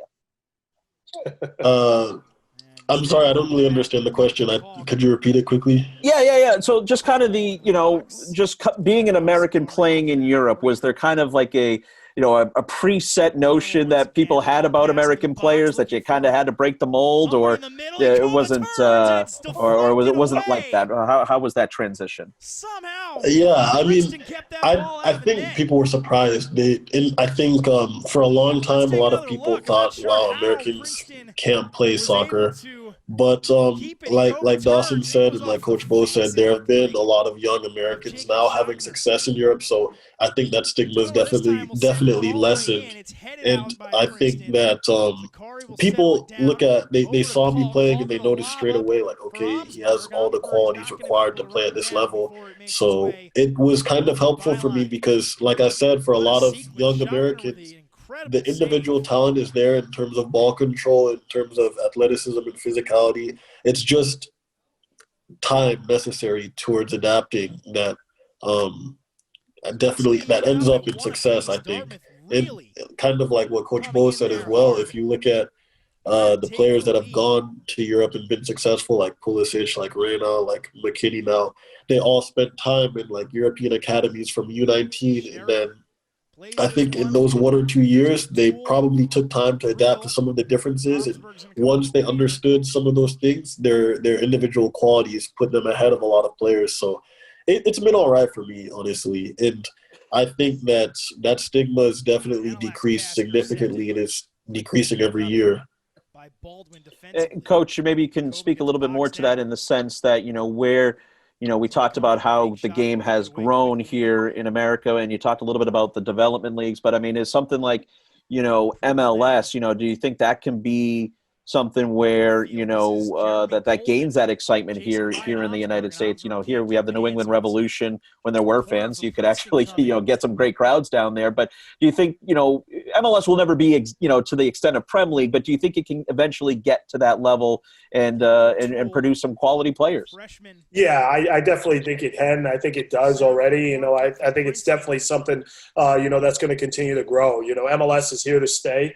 I think you're seeing so many more, soccer-specific stadiums. I think you're seeing, more and more, cities that, want, MLS, franchises in their, cities and things like that. So I do believe it's just going to, keep growing. And, I think it's trickling all the way down to the, the MLS academies, at the youth level, as well. Because, the biggest thing that I think, we've kind of fallen victim to here in the States is, good players falling through the cracks, you know what I mean? And not, being identified at some point, to, an MLS academy or youth national team and things like that. And I think the way the MLS academies now are doing it, where some of the non-MLS academies are almost sister clubs of, some of the MLS academies, I'm hoping that, that eliminates, a player like, let's be honest, a player like Aduvier, from falling through those, cracks. Because, when you look at Aduvier as maybe a freshman at Dartmouth, you probably wonder how was he not identified, earlier on, in his career. So I think those are things that are being put into place that I do think, is going to grow the game, and I think you're going to see more and more excitement, within, the MLS. And I do think, like you said, we're going to continue to develop players that eventually will go on to Europe and other places, to play. And I think also the excitement about Major League Soccer is the attraction of, bringing over some, players from Europe. some big time pros that are now playing, in the league and things like that. Because I think, a lot of those guys see it as a great place to be able to play and, have families here and things like that as well. So I think MLS is just going to continue to grow and grow and grow. And I don't know if we'll ever be, to the EPL, but, hey, I think we're at a great point right now. We're going to continue to build that. Yeah, considering we're MLS and how it started out and to where it is now. I mean, I'll be honest, when I started out in, 96, playing for, the Columbus Crew, and, we were getting kicked off of Ohio State campuses for Frisbee football when we were trying to have practice. The league has come a long way. It really, really has. I'll start with you, Coach, and then I'll have Dawson and Duvier follow up. Talk to us about your passion for the game growing up, and when, if there was a team or if there was a player, a moment that, that soccer really grew on you and that, you wanted to see this passion through. Was there a moment for you, Coach? And obviously, like you mentioned, playing in MLS, what was that like growing up as an early soccer fan, and who did you kind of follow? Yeah, no, it was different than, Duvier and Dawson. Just the fact that, there wasn't TV, there wasn't, soccer on, TV like it was now. There was Saturday mornings, there was an English Premier League game, played once a day, and, that's all you really had. So I grew up, kind of, watching Liverpool just because they were always on, every time I watched, the game on that Saturday morning. But then I can remember, being a youth player and, our youth club went down to New Jersey to watch Rutgers play. And this is when Rutgers was kind of one of the top teams in the country. And I can remember, watching that college game and just saying that would be pretty cool, to play college, soccer one day. And, from that point on, it'd always been a dream to, try to just play in college. And, I was able to, get an opportunity to play at, a D2 school in Connecticut, Southern Connecticut, and then from there, it kind of all just kind of took off. And, I was able to have a great, run in college soccer. And then, obviously being able to be a pro for quite a while, then winning the MLS Cup and, things like that was just, a dream, come true. But, I think it was just that point going to see a random Rutgers college game, that really triggered it in me that, I knew I wanted to try to get to that next level. Oh. I'm trying to keep my emotions down, but it's really hurting me watching this. There was one I was talking during, and that one also hurt, but this one, oh my God, game winner. Dawson, can you, as we'll get another look here, much to the chagrin of a Duvier here, but Dawson, can you kind of point to a moment in your life or, when you became a soccer addict and you knew that, this game was for you? Yeah, I think it was kind of went back to when I was a little kid. I don't think, obviously it was on TV, but my family wasn't a huge soccer family, so we didn't watch too much soccer on the weekends. But I think it was one of my coaches when I was really young, and he told me to check out this player, Ronaldinho. And I started watching highlights, and he kind of helped me gain this love for the game, just the way he played, his touches on the ball, and just the joy that it seemed that he just gave everyone around him. It was amazing. And I even at one point at a soccer tournament when I was in high school, he was staying in the hotel because he was playing. I think that was when he was playing in the Mexican League. He was playing against the U.S. team during preseason, and he was staying in our hotel. So I got to get a photo with him that's on my Instagram, and that was a really cool moment. Duvier, was there a player team that caught your eye growing up, and when did you start to take the game seriously? For me, I didn't watch much soccer when I was a young kid, but I think the first time I started watching and I was like, wow, I really love this sport was the 2006 World Cup, because I think I just happened to be at a conference with my family, and there was soccer on TV, so I sat down and watched, and I remember seeing Cristiano Ronaldo play. Then I saw a couple other teams that I don't remember play as well, and I was hooked immediately because I saw the passion that each of the teams had, especially on such a big stage. And of course, when you have a player like Ronaldo who does a lot of flashy tricks too, it makes you interested as a kid. You want to play like that person. So seeing that, it gave me a motivation to reach the same level. And yeah, since then it's been my favorite thing to do, my favorite sport. Coach Bo, one of the things that I think about, was the '94 World Cup for the U.S. when they had the games. I think it was in Pasadena, and the Americans had a big upset win. I remember watching that as a kid and being like, yes, I want to play soccer. And I would think for a lot of kids who grew up in the '90s, that was a big moment right there. It definitely was. I think when they brought the World Cup here and, to see, all the excitement, that was going on wrapped around that, I agree with you. I think it was just absolutely, unbelievable. I can remember going to Foxborough and watching Italy play, in that, World Cup. And, it was just I think it was a defining moment, in this country, with soccer. I think, at that point, the Major League Soccer started up a year or two right after that, and it just kind of, has been an evolution of, the game. And, I think you even have to, shout out, the women's side of things, because I agree. I think that piece of it as well has, just gained the popularity of, soccer in this country with the success, the women have had, in World Cups and Olympics and things like that. So I agree. I think it was just the right time. And, I don't think we're letting our foot off the gas. You know what I mean? I think we're all, pushing that, no matter what level, you're at, whether you're coaching a club team or you're in college or, the pro side of things. I think everybody's excitement about soccer is awesome right now. And you mentioned a great point, Coach. 25 years ago, we didn't have the access to games like we have now. And I mean, you look on Saturday mornings, you could have 3-4 games you can watch, especially online now. And I think that has just been such a boon to this sport. And, as we talked about, Duvier watching the World Cup in 2006, where there was that 99 Women's World Cup team. I mean, I think the exposure of the game across the media spectrum, and especially today, gives soccer players their fill that you couldn't get 20 years ago. No, for sure. I definitely think that is. And even just, the access you have to social media of different players that you follow now. I mean, you can follow somebody's Instagram or Twitter and get real life, up to date kind of what they're doing, and think just all those little things that, just wasn't around, when I was a kid, I think you have now. And I agree. I think, between that and just, the exposure on television or whether it's online, you just have so much soccer, now, which is awesome. I can remember during the pandemic, when they started having games over in Germany, was one of the first leagues to start playing games. I can remember just being excited just to see, soccer again, even if it was at empty stadiums, it didn't matter, just to have soccer back on TV was awesome.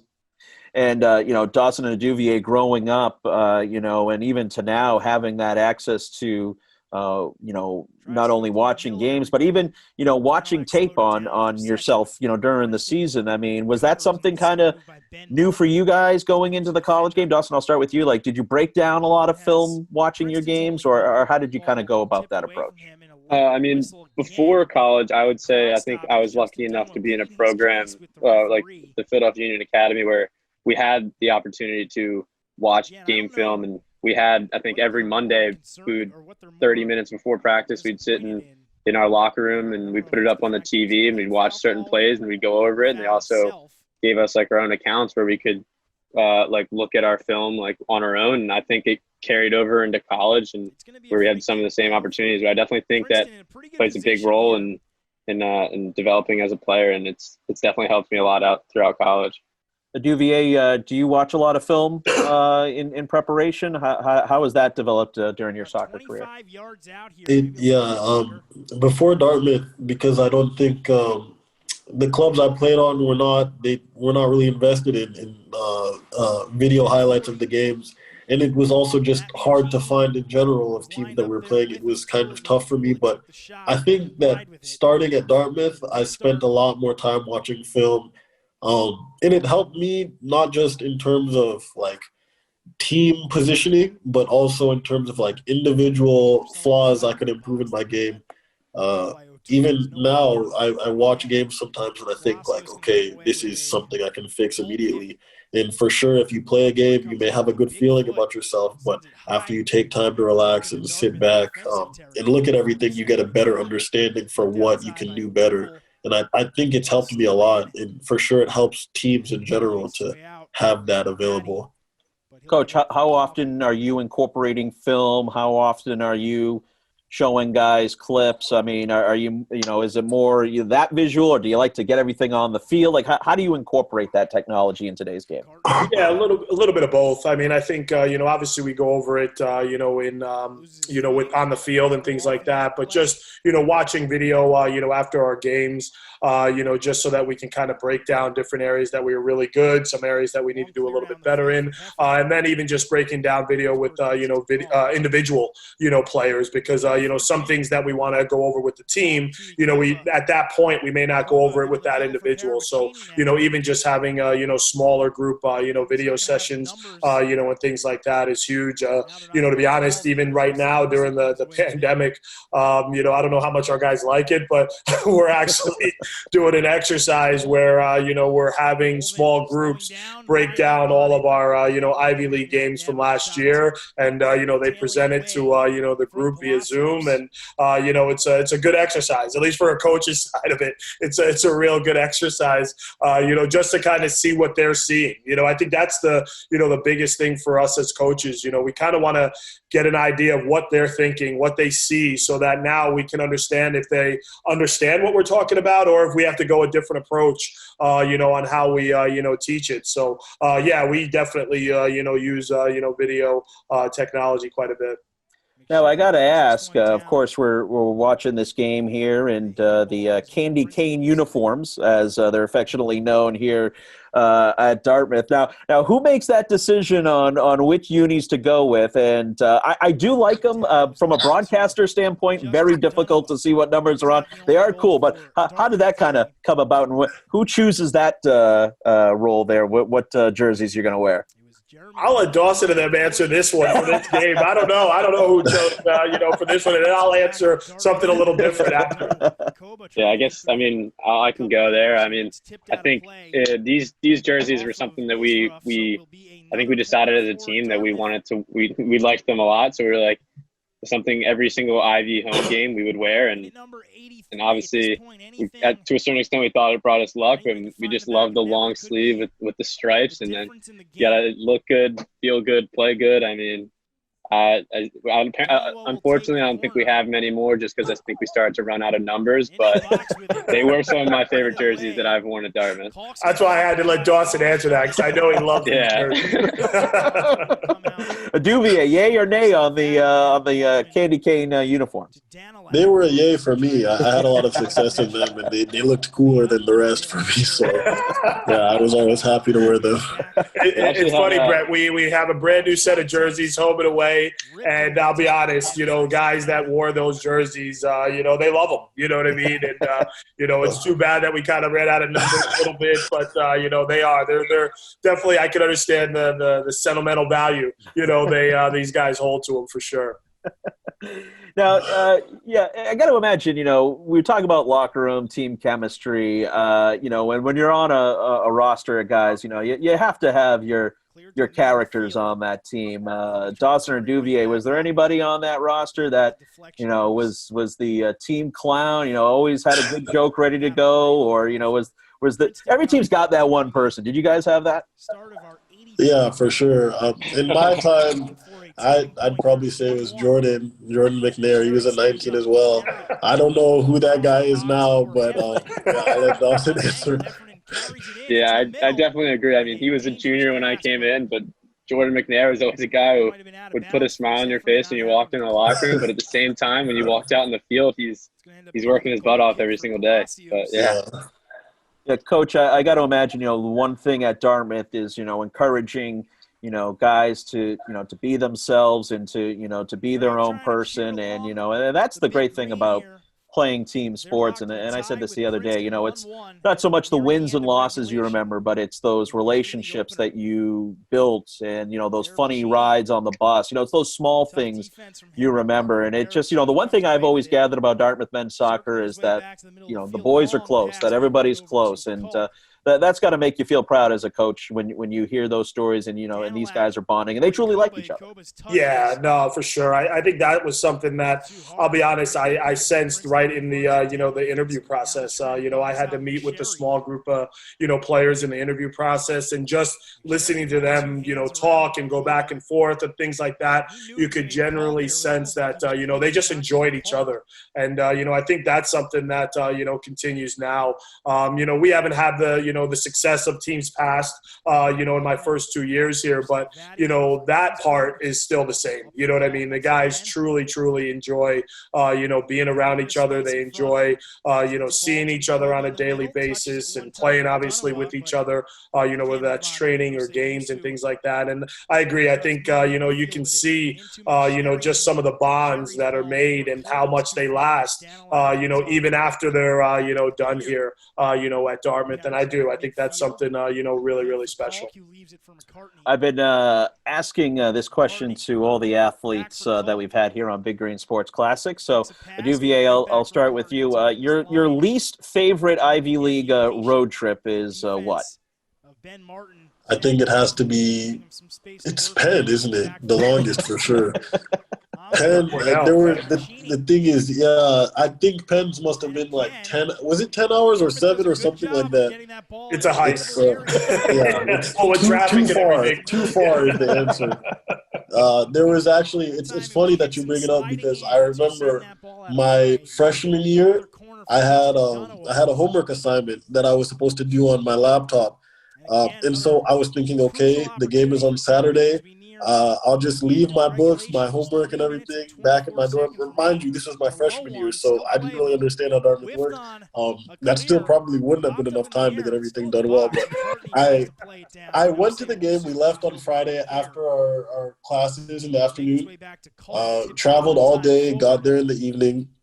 We went out to do the warm-up after the girls' game, and we found out that the lights weren't working anymore. They somehow shut off, so we were stuck. And it didn't really hit me at the time, but they said, okay, we'll play the game Sunday afternoon. So I was thinking, okay, no problem. But Sunday comes, and we have the game. I'm playing, and everything's good. We win 1-0. And I realized on the bus ride home, I haven't done any of my homework. I don't have my books with me. I don't have my laptop. So I think it was the least favorite for me because I ended up staying up probably till like 6 a.m. the Monday after that trip just because I didn't think far enough into the future to prepare in case such a thing happened. So yeah, after that, whether it was a 2-hour trip, a 3-hour trip, whenever we were in a hotel, I had all my books with me, all my laptops. The mistake did not happen again. A lesson learned for sure. Yeah, exactly. Dawson, your least favorite road swing during your tenure? This is kind of like a least favorite, also one of my favorite. It's also freshman year Penn trip, and that's kind of like a bit of a homecoming for me. And it turns out I had a final the Friday morning that we were leaving. So the professor said that I could take it when I got there. So I'm studying on the bus all the way there, 8 hours. And we get there and I take the test at like 10:30, 11 to 12 p.m., go to sleep, wake up. And it was pretty cool because the game was on my birthday too. And I lived 20 minutes away from Penn's stadium, so I had all my family members there, and thankfully I had an assist and I scored my first collegiate goal. And it was a little bit of a mix of like I was studying for 8 hours on a bus and then had to take a test from 11 to 12, which was kind of tough, but then I was able to have a really cool day the next day.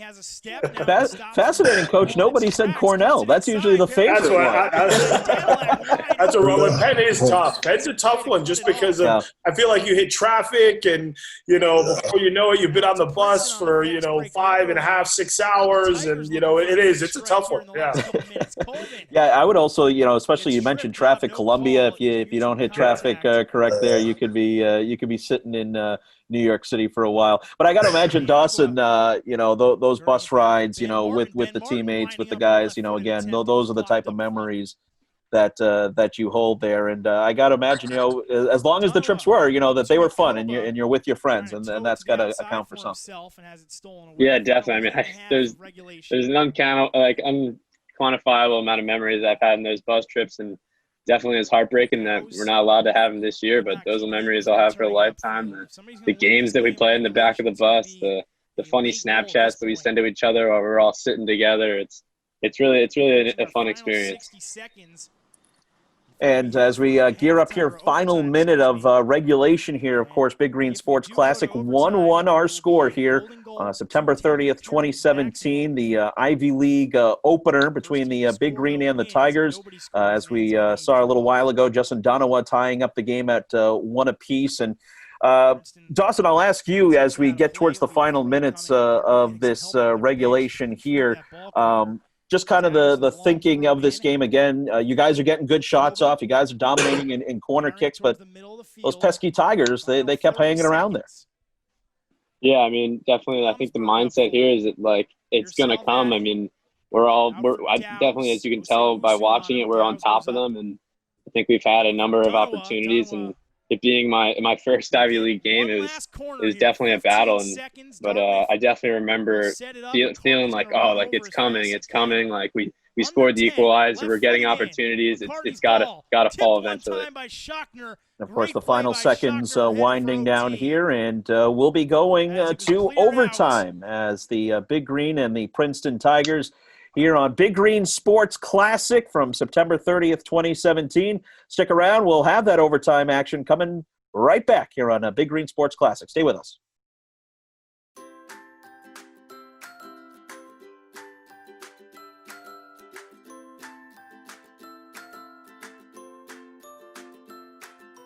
There are lots of things that are true about each of us, but sometimes we are held back from being ourselves. Sometimes we are told we can't do a certain thing because we're a boy or a girl, but it's okay to be who we are.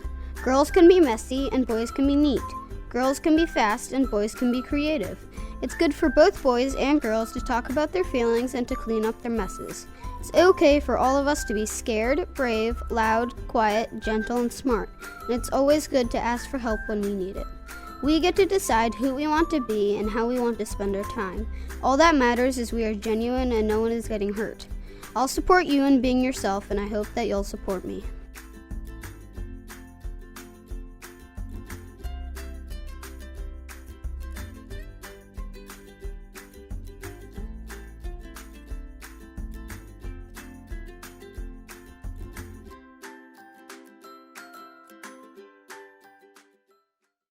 Domino's knows a thing or two about delivery. So when we saw people were getting tacos and burgers delivered like these, we had to step in. Introducing our new chicken taco and cheeseburger pizzas. What? Oh my. Now the best way to get a taco or burger delivered is to get a Domino's pizza. All right, welcome back here. Big Green Sports Classic here on DartmouthSports.com. September 30th, 2017, the Princeton Tigers and the Dartmouth Big Green men's soccer action as we're gearing up for overtime at Burnham Field. Of course, regulation ending at 1 apiece, and now we go to extra frame. And Coach, I'll lead off with you. After playing, 90 minutes of a wire-to-wire game, just the mental aspect of overtime. Obviously you're trying to get that golden goal. You're trying to end it pretty quick, but I imagine on the bench when you go into any sort of overtime situation, it's refocus and try to get that second win here for that extra frame. Yeah, it's definitely a draining time, and I feel like it all depends how you get to overtime. You know what I mean? Like if you give up a late goal to then go into overtime, your mentality is probably a little different than if you score the tying goal to get to overtime. So it all depends on the situation, that you're in and how you have that communication, with the team. I think for us, we try to make our communication somewhat short, just because you've just ran around for 90 minutes, you're exhausted, and just trying to receive information now, you just kind of want to give them, a couple of points, of the game. game and how we can maybe exploit them and what to watch out for on their end, and just kind of get into it. It's a little different just being a golden goal, type of situation where the next goal is going to win the game. So like I said, it all depends on the situation, but trying to keep it short and kind of sweet, going into and giving them energy, going into overtime is always important. Dawson, do you kind of remember the feeling of this game going into overtime, and just again, you guys had battled, and when you watch it from wire to wire, you guys had really handled the Tigers, but obviously still a 1-1 score. Was there some confidence there on the bench going in that overtime that you guys had all season long? Yeah, I definitely think there was some confidence. I definitely think there were some tired legs too, because especially on my end, I'm like coming from high school. I wasn't really used to the whole overtime format, so it was tough. But I just remember the mentality of everyone on the field was we're going to win this game, and it was just a confidence thing, just carrying over from the end of the second half, and I think we had a belief throughout the whole team. And Duvier, just kind of what you remember going into overtime against the Tigers in this game. I remember that it was a very intense match. As you know, overtime is a golden goal typically, in college, so any action can be a win or a loss. So I think everyone was very focused. There's a little bit of stress on this, honestly, because everyone wanted to win, and we knew that we were the better team through most of the game. We just had to push to get that extra goal for the win. And Duvier, we mentioned it at the beginning of this broadcast, but throughout that season, you guys had played in really close games. Soccer's kind of a close game as it is, but with the quality of opponents you were playing and just how close each game was, you guys were veterans of these close contests by this point, I would imagine. Yeah, for sure. I think, like I said earlier, we had really good leadership. They helped us stay calm instead of panicking a lot of the time. And I also think that some of the trips that we had at the beginning of this season helped us, because we had been in difficult matches before, so it was not something that was new to us. We had already gone through those type of difficult, those intense periods in a match. So I think everyone was just confident in their ability to finish the game in the right way. We were not really thinking about the consequences of messing up. We were just pushing towards winning, And Coach, maybe you hit on this earlier, but being able to have a player to know how to, teams to close out games. That is such a crucial aspect, and those are the veteran teams that end up, getting championships. But I imagine that's a big thing, closing out games when you have those chances. For sure. I think that's the key is, when you have those opportunities, making sure that, you make the most of them. And I think just going into, an overtime, type of situation, leadership is, a big part of it. You know what I mean? And having those guys that have been in those moments before and, can, like Duvier said, kind of keep everybody, at ease and not get too anxious and too tight, I think is something that's, really, really important in these overtime situations. And, Dawson, Duvier mentioned it, that whole season, your team had a target on their back, being the defending champs, and obviously a new scene for you, but, you're getting every team's best game night in and night out, especially in the Ivy League. And that's got to be tough.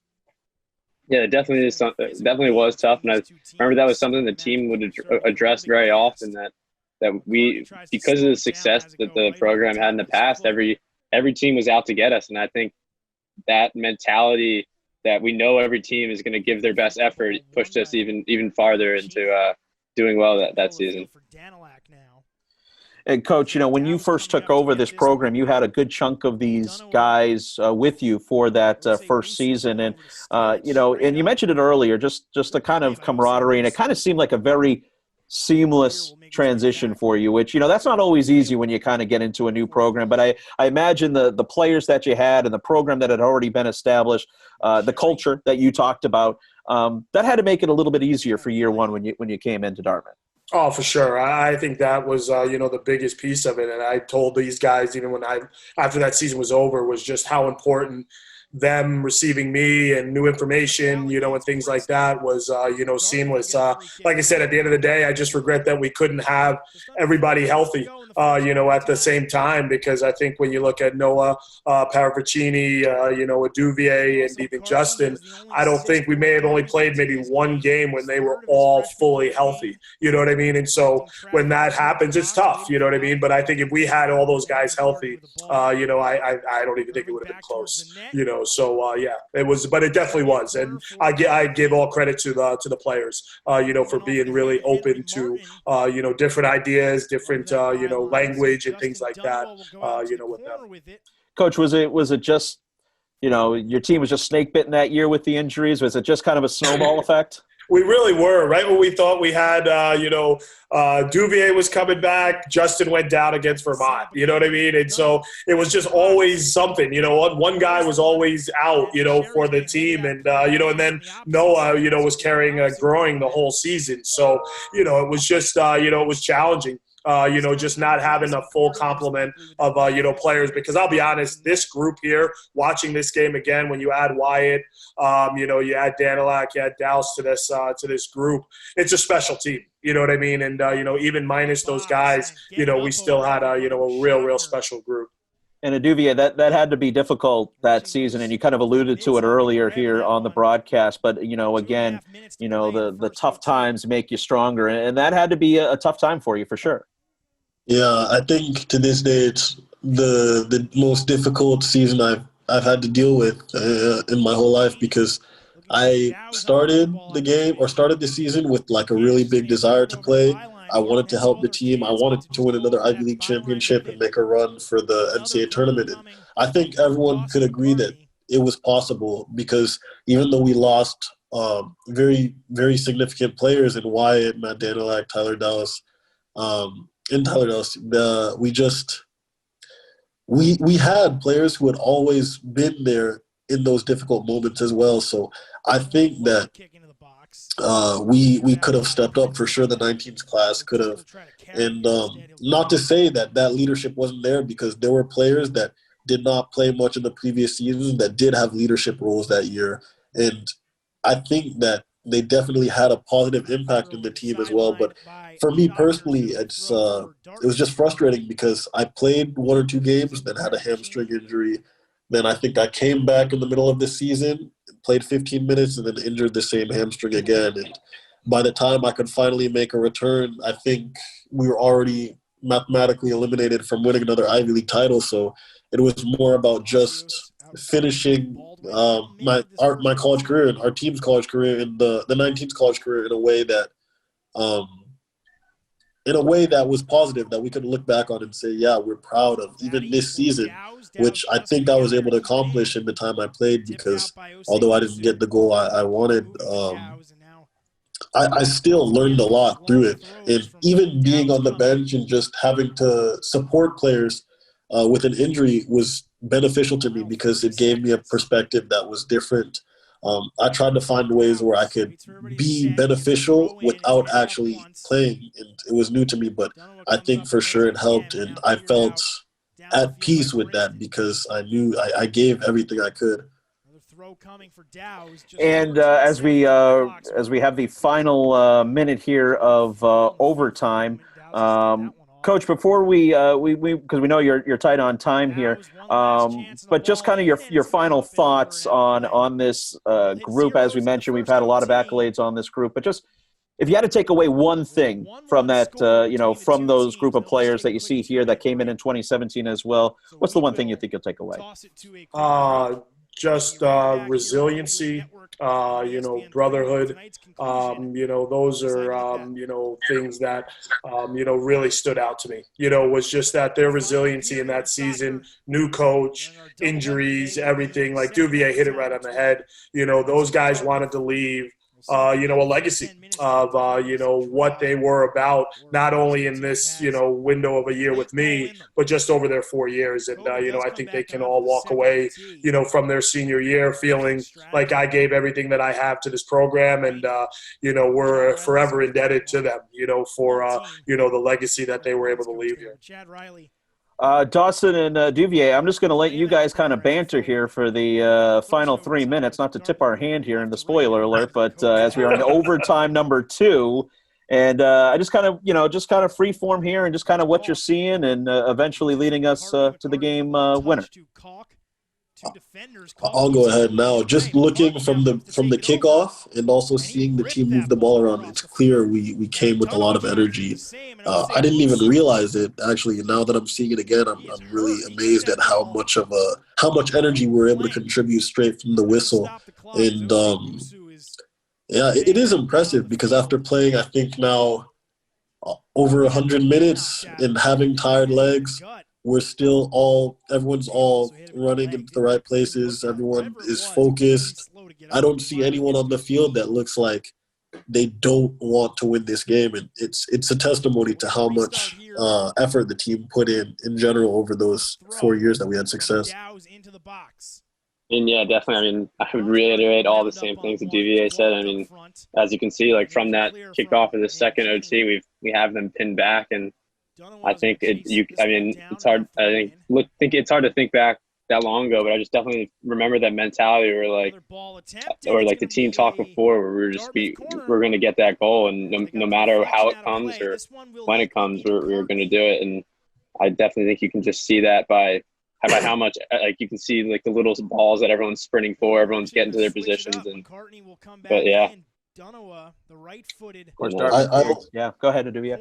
Oh, sorry. Yeah, I also think that if you look, like the body language with each player is pretty good. I've seen a couple people encouraging each other after like a ball goes out of bounds or after like a corner kick, which is another positive thing. It shows that we had that team chemistry, which really changed things in the actual match.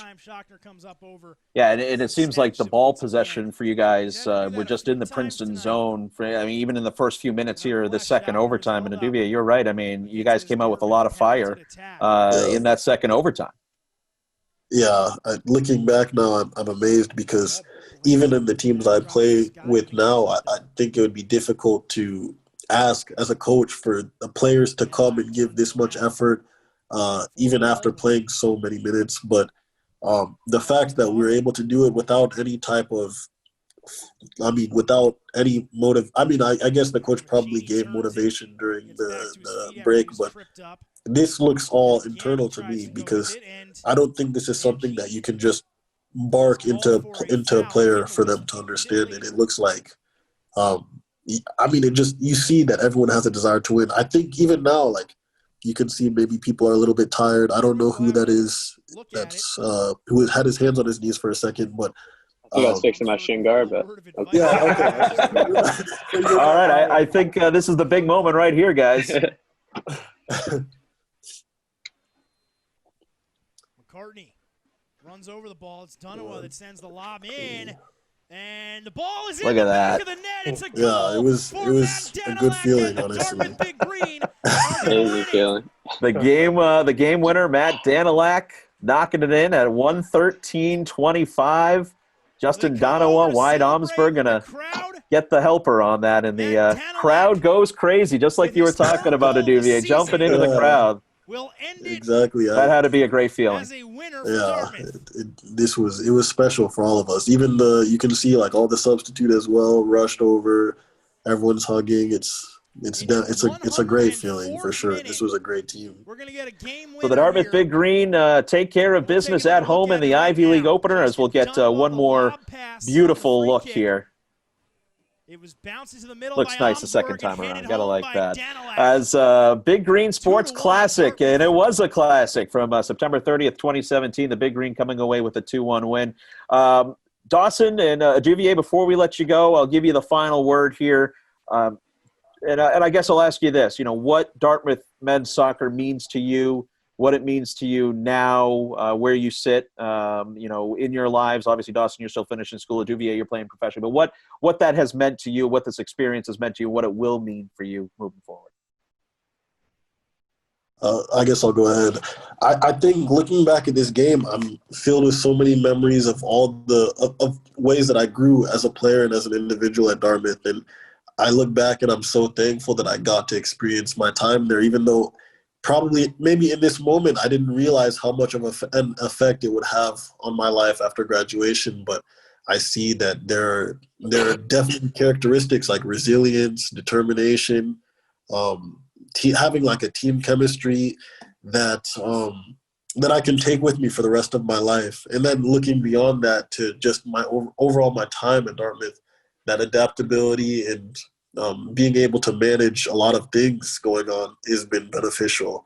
And I think these will be things that stick with me for the rest of my life. So I'm very thankful to have had the opportunity to participate as a player for Dartmouth soccer over 4 years. Yeah, I mean, a lot of the same things, but it's honestly hard to put into words kind of like what this program means to me. And I know every kid on the team will say the same thing. And looking back now, I'm seeing myself kind of a naive freshman, but what I would do to like walk out on Burnham again and be playing right now, it's definitely just an amazing experience. And like Duvier said, like spanning out of the sports realm, just Dartmouth as a whole it's an amazing experience where you make lifelong friends, and I couldn't have asked for a better past few years. Well, we appreciate you guys joining us here on Big Green Sports Classic. Coach Bo O'Shaughnessy had to run, but we appreciate his insight in joining us here today, the head coach of Dartmouth men's soccer. Dawson McCartney, enjoying wrapping up his senior year. Unfortunately, could not see you one more time out on the pitch, Dawson, but we'll look for you in the pros, my friend. I'm sure we will definitely see you out there. Okay, and we appreciate the time. And Duvier Ikoba joining us from Slovakia. Appreciate it, my friend. Stay healthy, stay safe, and thank you both for joining us. Appreciate it. All right, thanks to you, Big Green Sports fans, for joining us here on Big Green Sports Classic. Join us again, and thanks to everybody who tuned in, and we'll see you next time here on DartmouthSports.com. Have a great night, everybody.